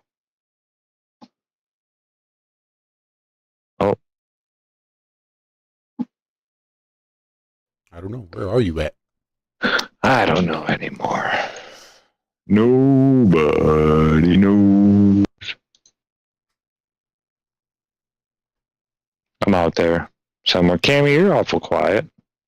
I am awful quiet, and I've gotten away with it. Actually, it's been a good show tonight. I haven't had the PSP from situations you have, Josh. It's just living through this posture and anxiety and trying to figure out things further to thinking and things I haven't done before. And I don't know, it captures, I wonder if they're putting out the 5G symbols too. And I just wondered, I thought I was going through my morning and that freaking out all of the time and the anxiety attacks, but it's, interesting to know that it's pretty widespread. And Walt me through memory lane on a lot of things too. I've just really been picking back and enjoying it tonight. This is a pretty good one. Good. I feel like I've talked a lot more. Talked a lot more than I usually do. No, it's been good though. It's definitely been good. You did, and usually and hopefully helpful. Well, yeah, it was really good. It was a wonderful listening to and get to know. Yeah. Be prepared. Make a plan. Make a plan with those with whom you trust to engage that plan. And then try to keep it to yourselves. Remember, people plan, God laughs. He runs when you say it in Yiddish. But proper prior planning prevents piss poor performance. And plan local. Don't plan on, well, I have a cottage 6 hours up north. Chances are the first thing, if something does hit the fan, they cut off communications and then they cut off transportation routes. Major highways, freeways, things like that. It's not hard for them to do. So make it a somewhat local plan. Know how to get, if you have to get somewhere, be able to get there taking back roads. Make sure you don't have to jump on a highway and jump off the highway. It's only 2 exits down. You may not be able to do that. That's it. Just that little tidbit in there. That's another one of those things that I learned. You may not be able to use a car at all. Either. You may not want to use a car. Yeah. The sound, the movement, the fuel consumption. Sticks out like a sore thumb. Makes you a target. Yep.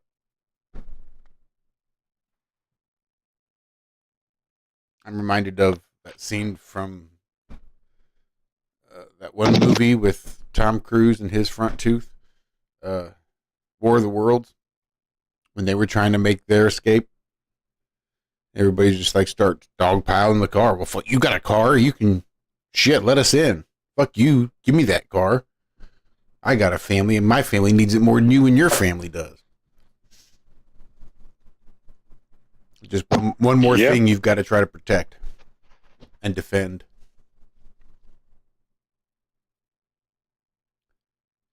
That said, if you could afford it, it never hurts to have an extra weapon in the vehicle as well.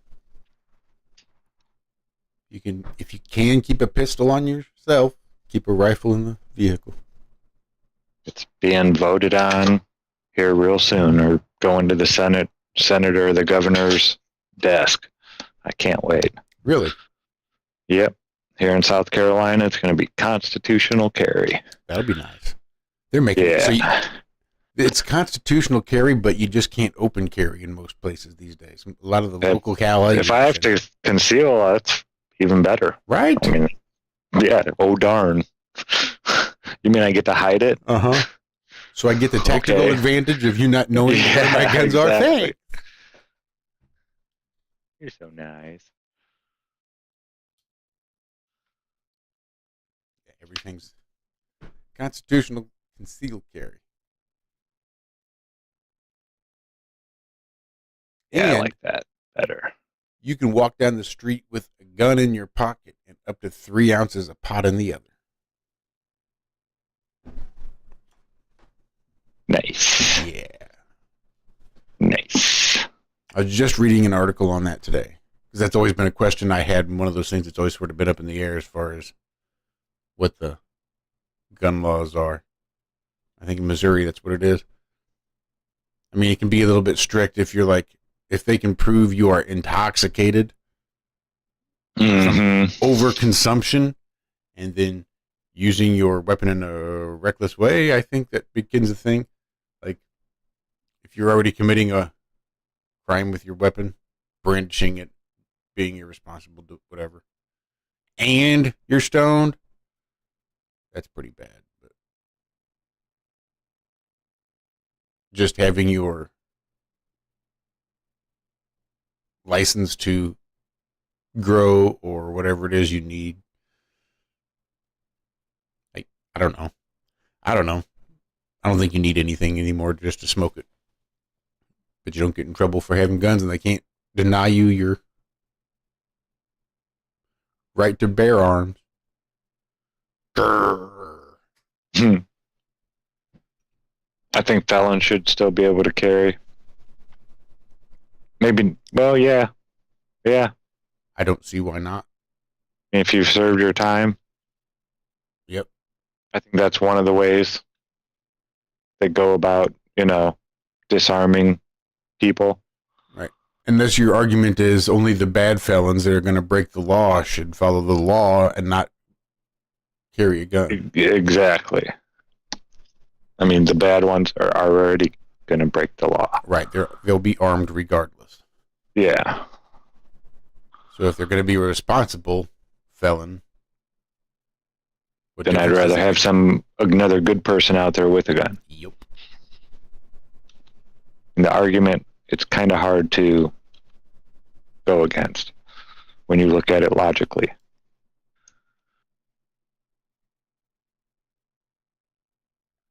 That's just me, though. Maybe I'm crazy. It's been said before a time or two, I'm sure. Probably a time or two.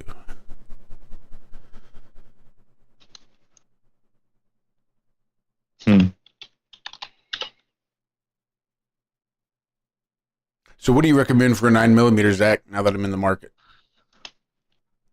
I mean, I have a Smith & Wesson, but I've heard really good things about the Glocks. If you've got the money for it. They're not even all that expensive.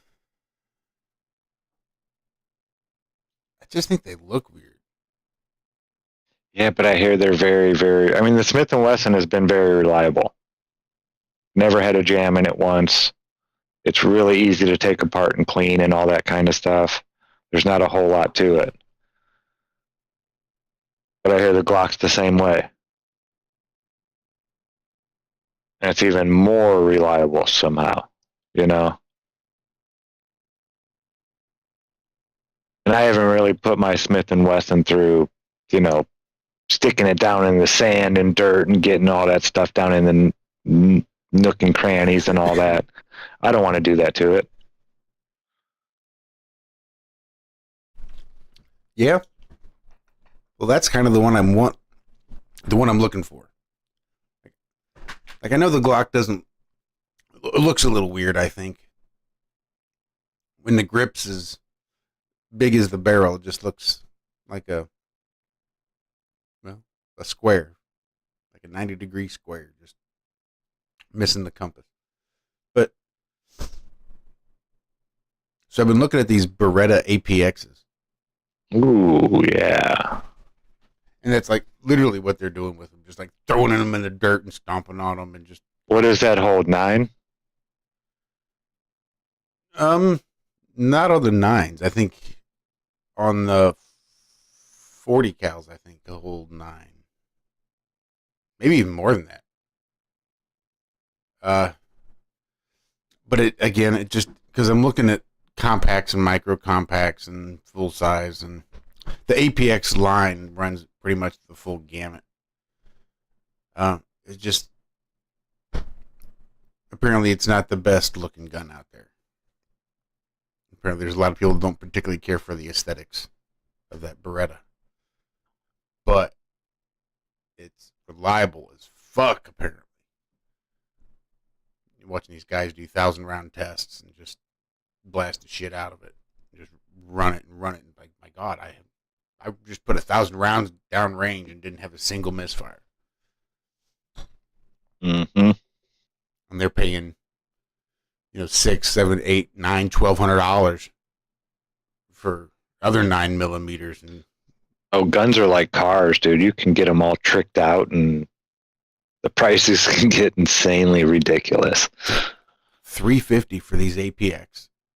On the That ain't bad at all. No, that's why I'm thinking that's the It's price. like giving it away almost. With the price point and the durability, that's all I'm looking for. So that might be where I'm headed, but I do like that 6-hour 365 is pretty comfy in my hand. There would be one more gun I would like to add to the arsenal that'd make me feel better if, I actually took the time to learn how to shoot the thing. And that'd be a 308, a long rifle. Something where you could actually reach out and hit something at 300 yards and still destroy it. And learn how to shoot, 400 yards away. Could you imagine? And that's nothing. That's like half of what expert marksmen shoot. They're usually shooting 700 yards plus. So if I could hit something just 400 yards, that would still be an awesome feeling, I think. I see you there, Daryl Davis. What up, Daryl? Right, shout out Flat Earth Farms. I was waiting for a break in the conversation to give him a big shout out. I see them 2 words. Love you, brother. My florist just hit me up 90 minutes ago, asking if I needed anything. Which sucks, because I told him 3 weeks ago that I was thinking about probably the week after. So 2 weeks ago, he was expecting me. But I'm literally down to just my last little bit of shake. Now, I say shake, but it's because it's the last bit of my shipment. So it's the very last little, maybe 4 or 5 grams. But it's pretty shaky. But it's literally the last little bit I've got. So I've just been, timing it out. When do I go see the florist? How long can I wait till I go see the florist? And then fucking Daryl hits me up. I'm like, man, you have the best fucking time. How does he do that? So one of the treatments, these secret powers. One of these soft guys were one of the treatments they've been using. We're just microdosing. And he takes a half gram every 72 hours for 13 weeks, 15 weeks. And he said that cured his TBIs. I go, shit, I could probably do that. I think I've got enough mushrooms in my fucking freezer. I could do a half gram every 3 days. for 15 weeks. So I might do that just to see what the fuck happens. I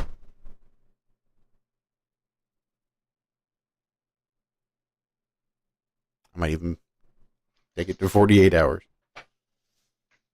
Nice. They're just literally just sitting in my freezer, taking up space. My poor little tum-tum just doesn't take a good dose. It needs a little micro dose. Turns out my body doesn't like to be poisoned. You know Imagine what I found? that. I take a little peppermint oil capsule with it, which I also had on hand because it took me a little while early on to get used to the RSO on a regular basis. And that helped kind of even that out as well. So I thought, this little gut reaction I keep getting, because that's what I was doing. My son and I actually were microdosing and giving us just enough of a stomach upset for it to not be as enjoyable as I know it could have been. So, yeah, I thought, well, shit, it helps with that. Why not help with this? And it definitely did for me anyway. I don't give medical advice being a idiot guitar player on a fucking podcast, but it works for me. Well, since I don't see anything that happens on this show that is clearly marked for entertainment to be considered legal advice or medical advice or tactical advice. Yeah, any fucking advice. It's like South Park. It should not be viewed by anyone. By anyone. Best examples of what not to fucking do. We've got the strikes to prove it. Right. Yeah, we do. Yeah, we do. Oh, man. I'm sorry. Oh, shit, I've heard I'm way done. worse shit than anything we've said on so many channels that don't get, anything. Uh-huh. You go watch these video gamers. Good Lord. Some of the stuff they say. And there's children watching them. Like, I doubt we have too many children watching our shows. It's pretty much mostly adults. And not a whole bunch of you. Let's be honest. They're worried about the 700 views that we get that one of you might have received medical misinformation from this clearly marked show of entertainment. It's crazy. I don't take me that seriously. Please don't anybody else either. No. Exactly. Exactly.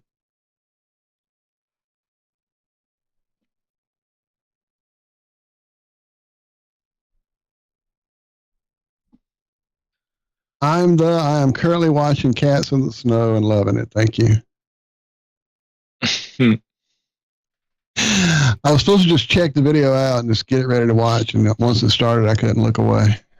There you go. I'm pulling Walter away. Don't worry. It's not hard to do. It's something I don't get to cats, experience, cats and snow, and so snow. we don't have that often here. Now, I know in Oregon with Paul's dog, with Lulu, my God, she would lose her mind in the snow. She loved it for about 10 minutes, and then she was like, okay, my feet are wet, I'm ready to go back inside. Me too, I'm same way. Yeah, I can. Yeah. Right, me too. That's kind of how I was about the whole thing. Yeah, Cami knows. Hank loved going out in the snow and playing. Throwing squirrels around. Liz wants to get in on the gun talk, but she's going to talk Fortnite guns. Bring it. That works. And my bad, I saw it this morning in the chat, and then my day got away from me. I meant to go check. I opened Telegram when I saw your message this morning about it, but I never actually went into it. I came back to the computer and just turned it off later when I got through messing around doing the things I had to do today. So thank you for the cats, always. choices. I mean, I am trying to buy those new uppers. Trying to decide the length. Do I want like 20 inch? Do I need to go DMR? Can I go like 16 inch? Can I get like the carbine length? I don't know. I've got so many decisions yet to be made. Like, I don't even know which I should buy first. I'm really thinking shotgun just because I think it's going to be the most versatile, the most necessary, most universal. And they're coming hella cheap. Like bullpup looking shotgun for like $300. Less than that. Like $250. You can get really decent shotguns. Hold like 12, 15 fucking shells. Semi-auto. Real nice. Damn. Like cheap. Palmetto State Armory. I could do some pew-pews with that. Palmetto. That's us local. By the way, we are the Palmetto State. Indeed. And I think they're actually located in Georgia, maybe, or they might just be around the area. They might have multiples, but they probably definitely have some there in South Carolina. But Palmetto State Armory. I mean, PSA makes a pretty decent gun too. They do their own gunsmithing and have their own line, and I've seen some pretty decent reviews. PSA makes a pretty durable, reliable weapon as well. So, yep. As soon as I decide on the length, I can decide on optics. Then I can decide on a caliber. No, I'm still probably, I don't know.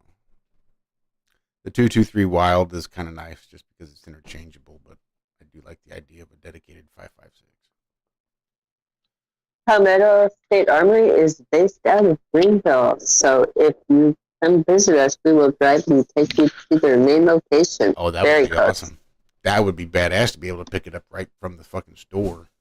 Oh yeah, it's very close. So I think it's a reason to come. Maybe late October. I just got to wait and see when Liz is coming into town.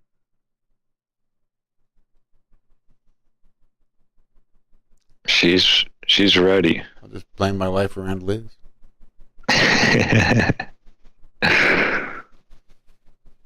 Liz says she likes the goo gun. Right? Just so people know, there's only one in the game. Out of all the maps, there's one, and it's hidden. And Liz knows where it's at. There's a couple other people that know, but yep, little Easter eggs. I'm the asks about a Desert Eagle. Desert Eagles are cool. They're fun. Once upon a time, I would have definitely said absolutely for sure. But dude, the 44 round scares me. Just the cost alone. Yeah, they're so expensive. I have a Desert Eagle, and I have a 7-shooter, with Western 7-shooter. That's really nice. 357, yeah. 357. Nice. Desert Eagle, too big. Yeah, it's big, it's bulky, and it's OP. I mean, the round is too big for. It's too big for me. The round is too big for. I've shot it, and it knocks me pretty much on my ass. Not gonna lie. Yeah, it's a beast. That's for sure. I don't know that I'd carry anything over like a 40 caliber, but even then, like I've heard that the science in the ballistics, well, they tumble, is why that most military police and most civilian police have switched back to 9mm because it's just as effective, but it holds more rounds. You can hold a lot more rounds in that magazine when you hold with a 9mm than you can a 40. And it's more accurate at distance. And Those again, 44s tumble. ammo's cheaper, Mm-hmm. more pervasive.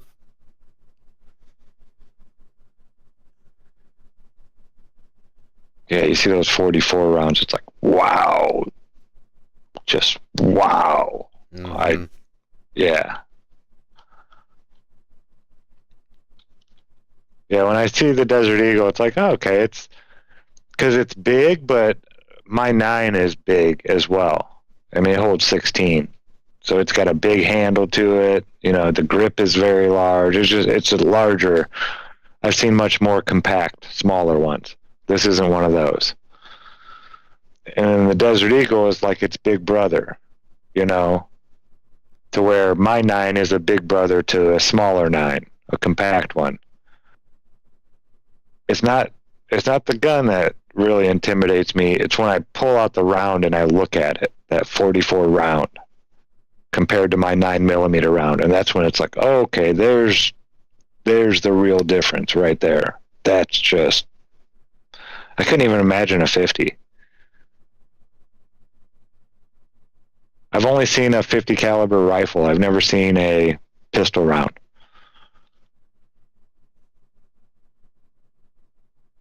Is that crazy?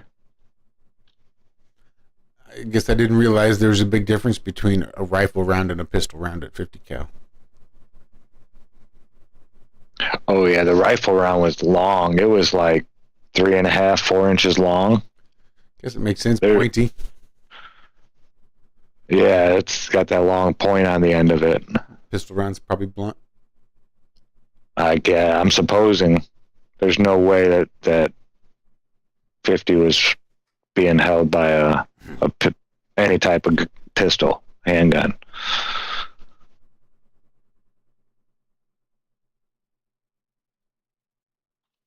Although they've got some nice submachines. You know, I could even forego the 16-inch carbine length and go for like a 10-inch or a 7-inch and just not have a rifle at all and just do like a braced pistol.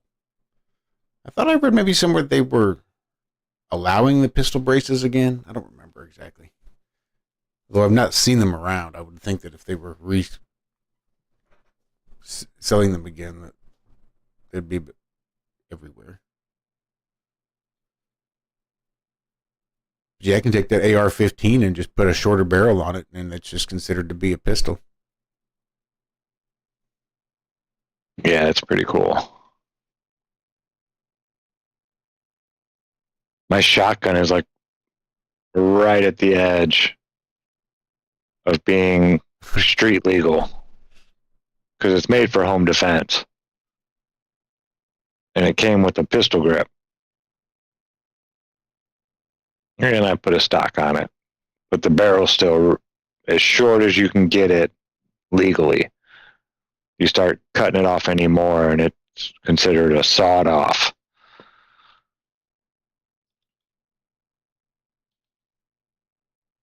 I love it, though. It's pretty. Got to be careful with them sawed-off shotguns.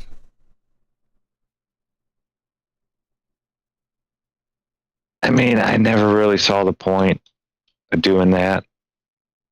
It's hard to miss with the shotgun. Trench fighting. Yeah. Mobility. That probably had a lot to do with it. Yep. Cut the stock, cut the barrel. Makes it a lot easier to carry, move around, especially if you're in the trenches. Mm-hmm.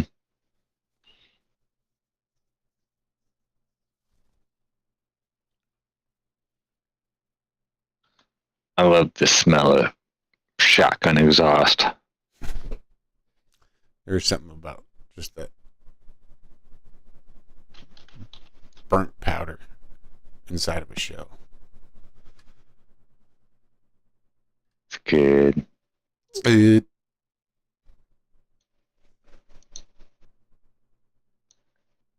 Makes me feel a certain way. Yeah, I'm one of those weirdos where I'll get done unloading and then just pull the barrel up and open up the chamber and just take a good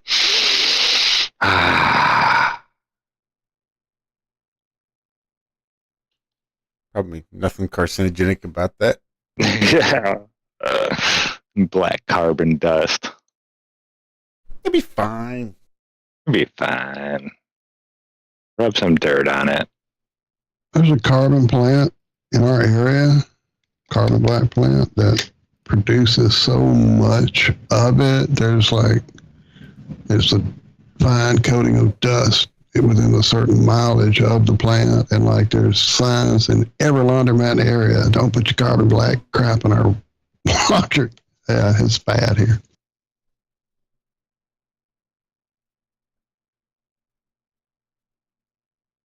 I asked this one gun shop. I went in there and I was looking for a red dot for my shotgun.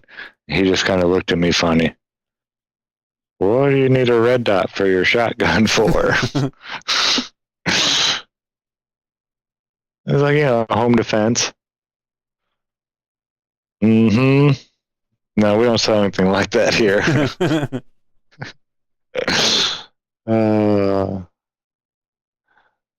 Jesus, $200 on clearance. On clearance it is.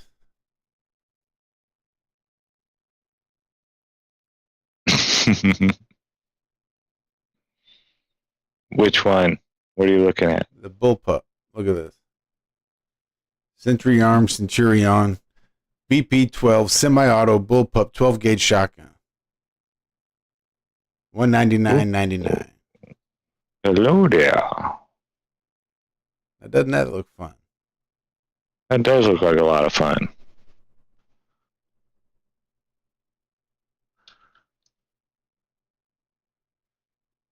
That looks like a good time.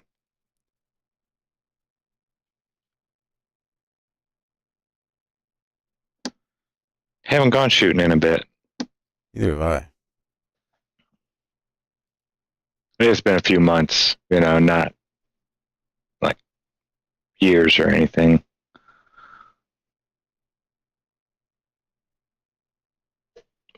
Got some places to shoot around here, though. We go over to Jack's backyard. I think I've shot at Karen's house once or twice. I know there's been shooting while I was over there.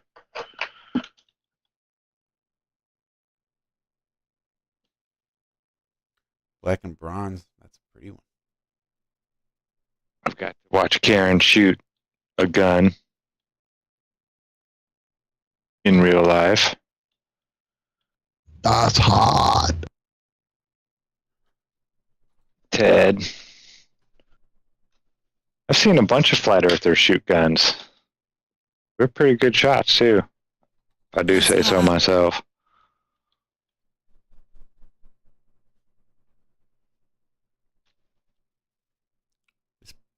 I don't know if I've ever seen you shoot, Cami.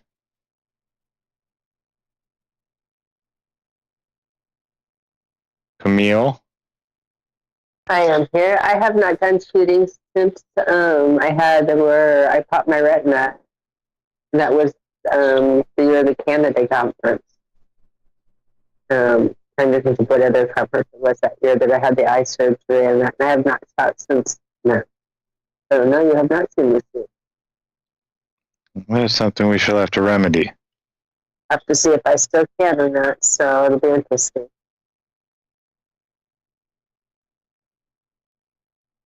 I bet you can. Well, it was your left eye, right? So I usually close my left eye when I'm shooting. Now, see, I won't have to. So it might help you. You may have gotten a superpower. Be Annie Oakley for all you know.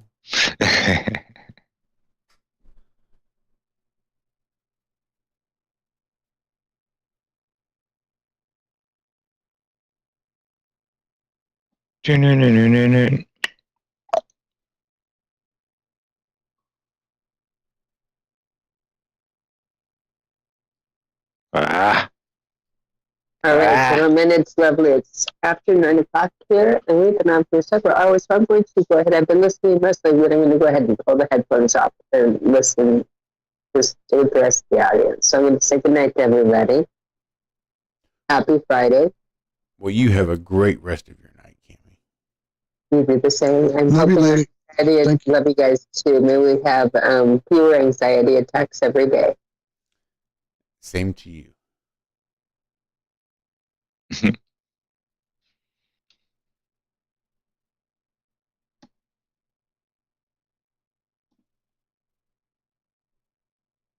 Yep. And then there were 3. And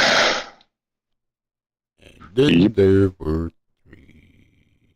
All right. Yarp. Couple things real quick to address. This morning there was some doubt cast upon the whole outage thing. I got an AT&T text at 4:54 p.m. today. It's AT&T. We apologize. No shit, because it came from your number, and I know it was. We apologize for Thursday's outage, which may have impacted you. It did not. As a valued customer, your connection matters, and we are committed to doing better, which is bullshit. So, yeah, it happened enough for them to send me a text, even though my area wasn't really affected that I know of. And then the other one was what? Damn it, it was... if you missed this morning, by chance, we were discussing the whole, miracle that finally happened after 50 years. We were able to land something on the fucking moon. It didn't crash on the pad. It didn't orbit a few times and get lost. I don't know where that thing went. It didn't crash into the moon. It actually landed, and we are back. America did it. Back on the moon, 50 years. Now, call me conspiracyist. Or theorist, or whatever. I know, right?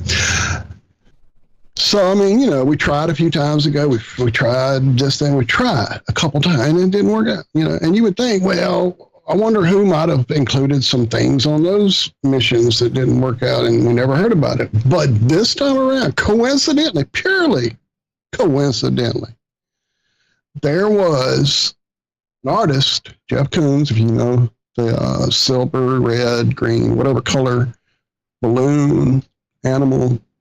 Dog is usually the one you'll see. They're giant statues, they're tiny statues, they're everywhere. Jeff Koons, artist. He made a bunch of marbles that are the moon in different phases.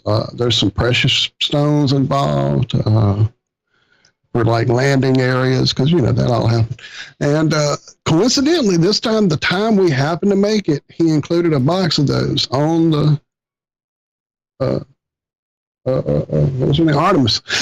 A box of those on the Artemis. So now art is on the moon again. I know we have a little tiny figure before that got put up there, and there's probably some Masonic art up there, but now public artists, whatever you want to call it, has work on the moon. So historic, right? Coincidentally again, you can now buy an NFT of the same little marbles that are now on the moon.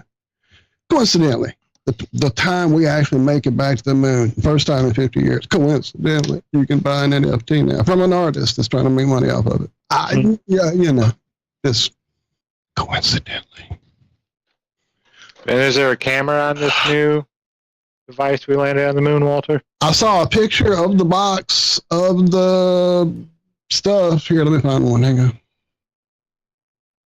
No, on the craft, though. There's Right, that's what I'm saying. There was a picture showing the box on the craft as it approached what appeared to be CGI. The moon in the background. Did it have the Earth in the background? Did it have what?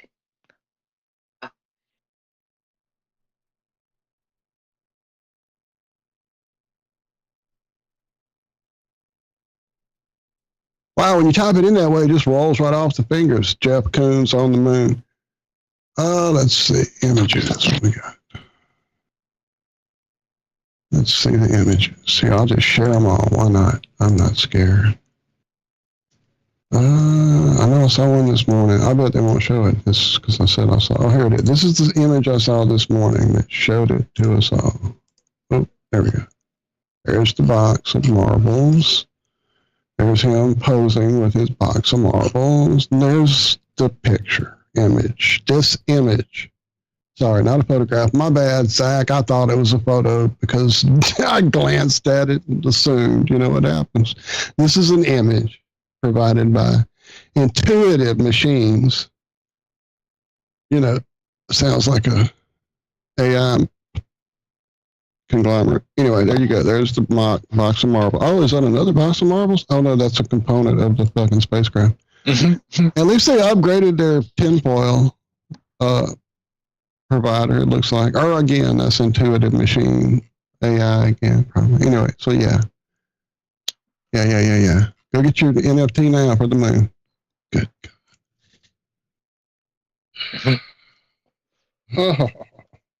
I will say that I will try to get that one that's the moon in eclipse. It's kind of reddish tinted. No, I'm kidding. I'm not going to get any of that shit.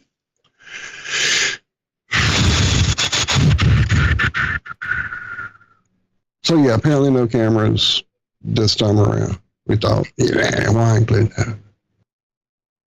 Why include that? Let me do a real search, not just Jeff Koons on the moon. Okay, does. So here's $450 for Palmetto State Armory Dagger. It's their pistol line. The compact 9mm Dr. pistol with 10 mags of, 5 27-round magazines and 5 15-round magazines. And a pistol bag. Not bad for $450. 27-round magazine? Yeah, 5 27 rounds and 5 15 rounds. Wow. I like that. Mm-hmm. I've got 4 16 rounds for my 9.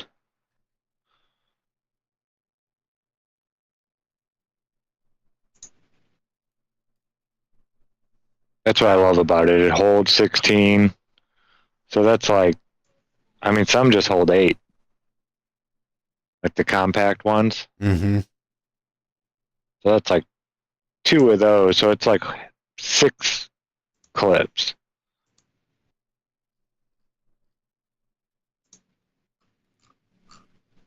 Yeah, it's big and bulky, but it's worth it for just the amount of rounds it holds. Which one is it?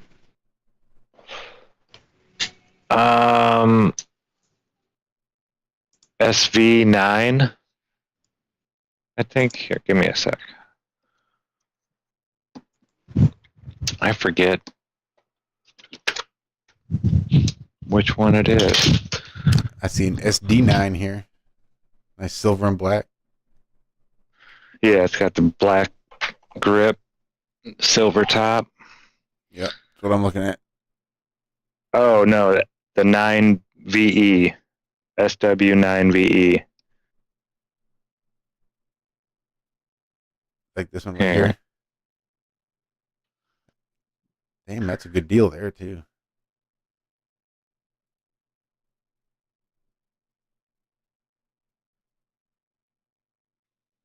This one here. How am I not on the video? Yeah. Yep. That is my pistol. The slide's a little different. The front of here, that one is. And the under the here, I'll show it to you here. Why is my camera not showing my person? You got your background on, probably. Oh, hell, I think I just hung up on everybody. Oh, Josh left. Are we off the air? No. Did he crash? No, I'm just stupid. Damn it!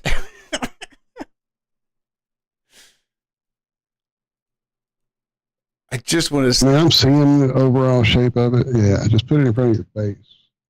Yeah. So you asked about cameras.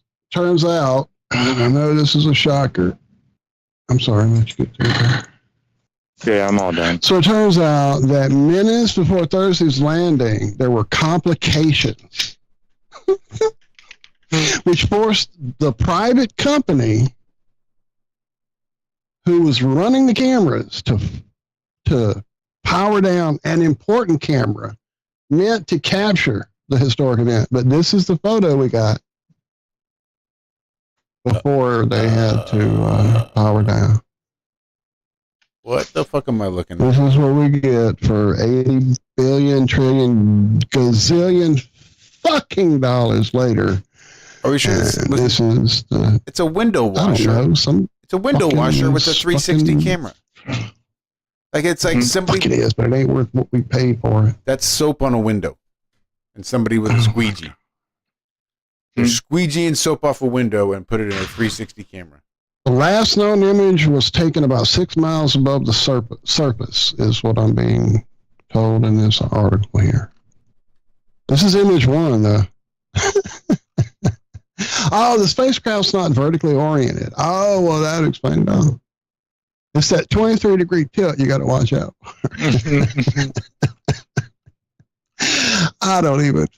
I mean, who is even watching this and believing it anymore? I am just befuddled at this point.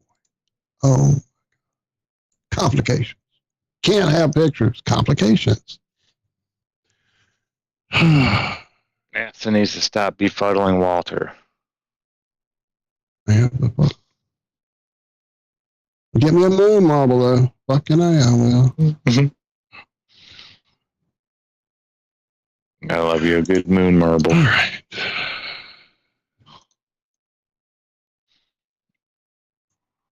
What do you say, gentlemen? Is that about it? Might as well be. Yeah, we can be done. 2.5 hours. That's good enough. Close enough for government work.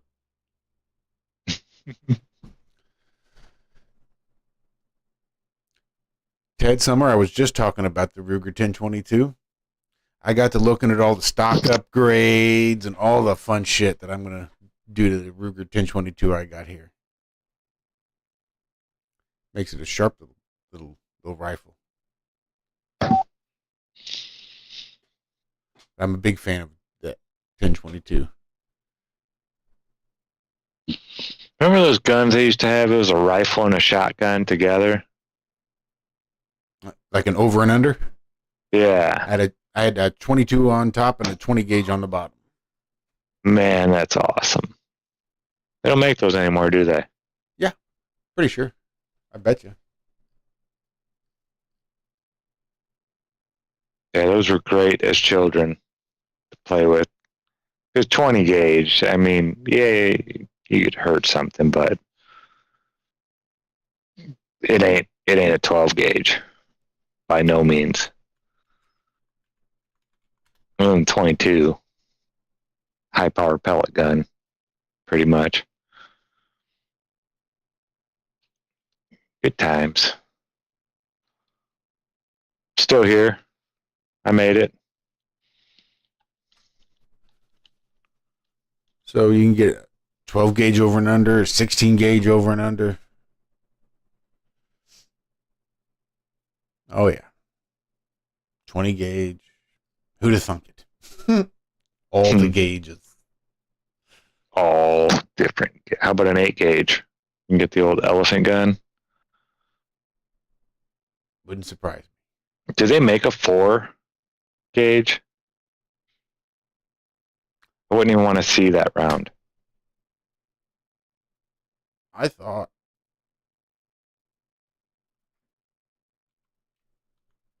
But I don't know.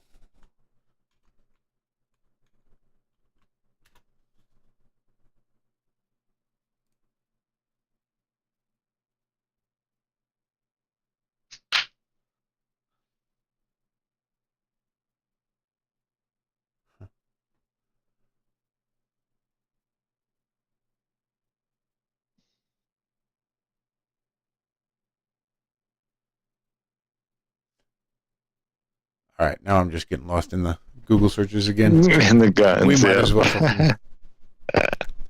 Better end it before I just spend all night here. All right, love y'all. Love you guys. Thanks for hanging out with us this morning, other mornings, and again. All them morning. Well, not all the mornings. We only do 3 days a week. Well, the ones we do in them, with them.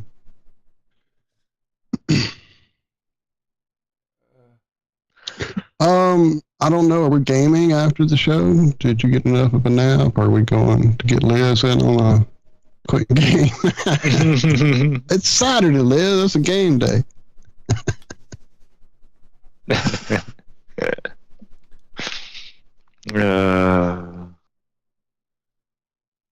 I could probably be down for some shoot stings, I reckon. Nice. Nice. We'll see if we can't get some people in there. You guys want to come play Fortnite? I'm good times for all. He's Flat Earth Head. I'm Josh Corey. This has been Have No Sphere. Thanks for hanging out. We'll see you guys back here next week. Be good. Be well. We love you. Bye-bye.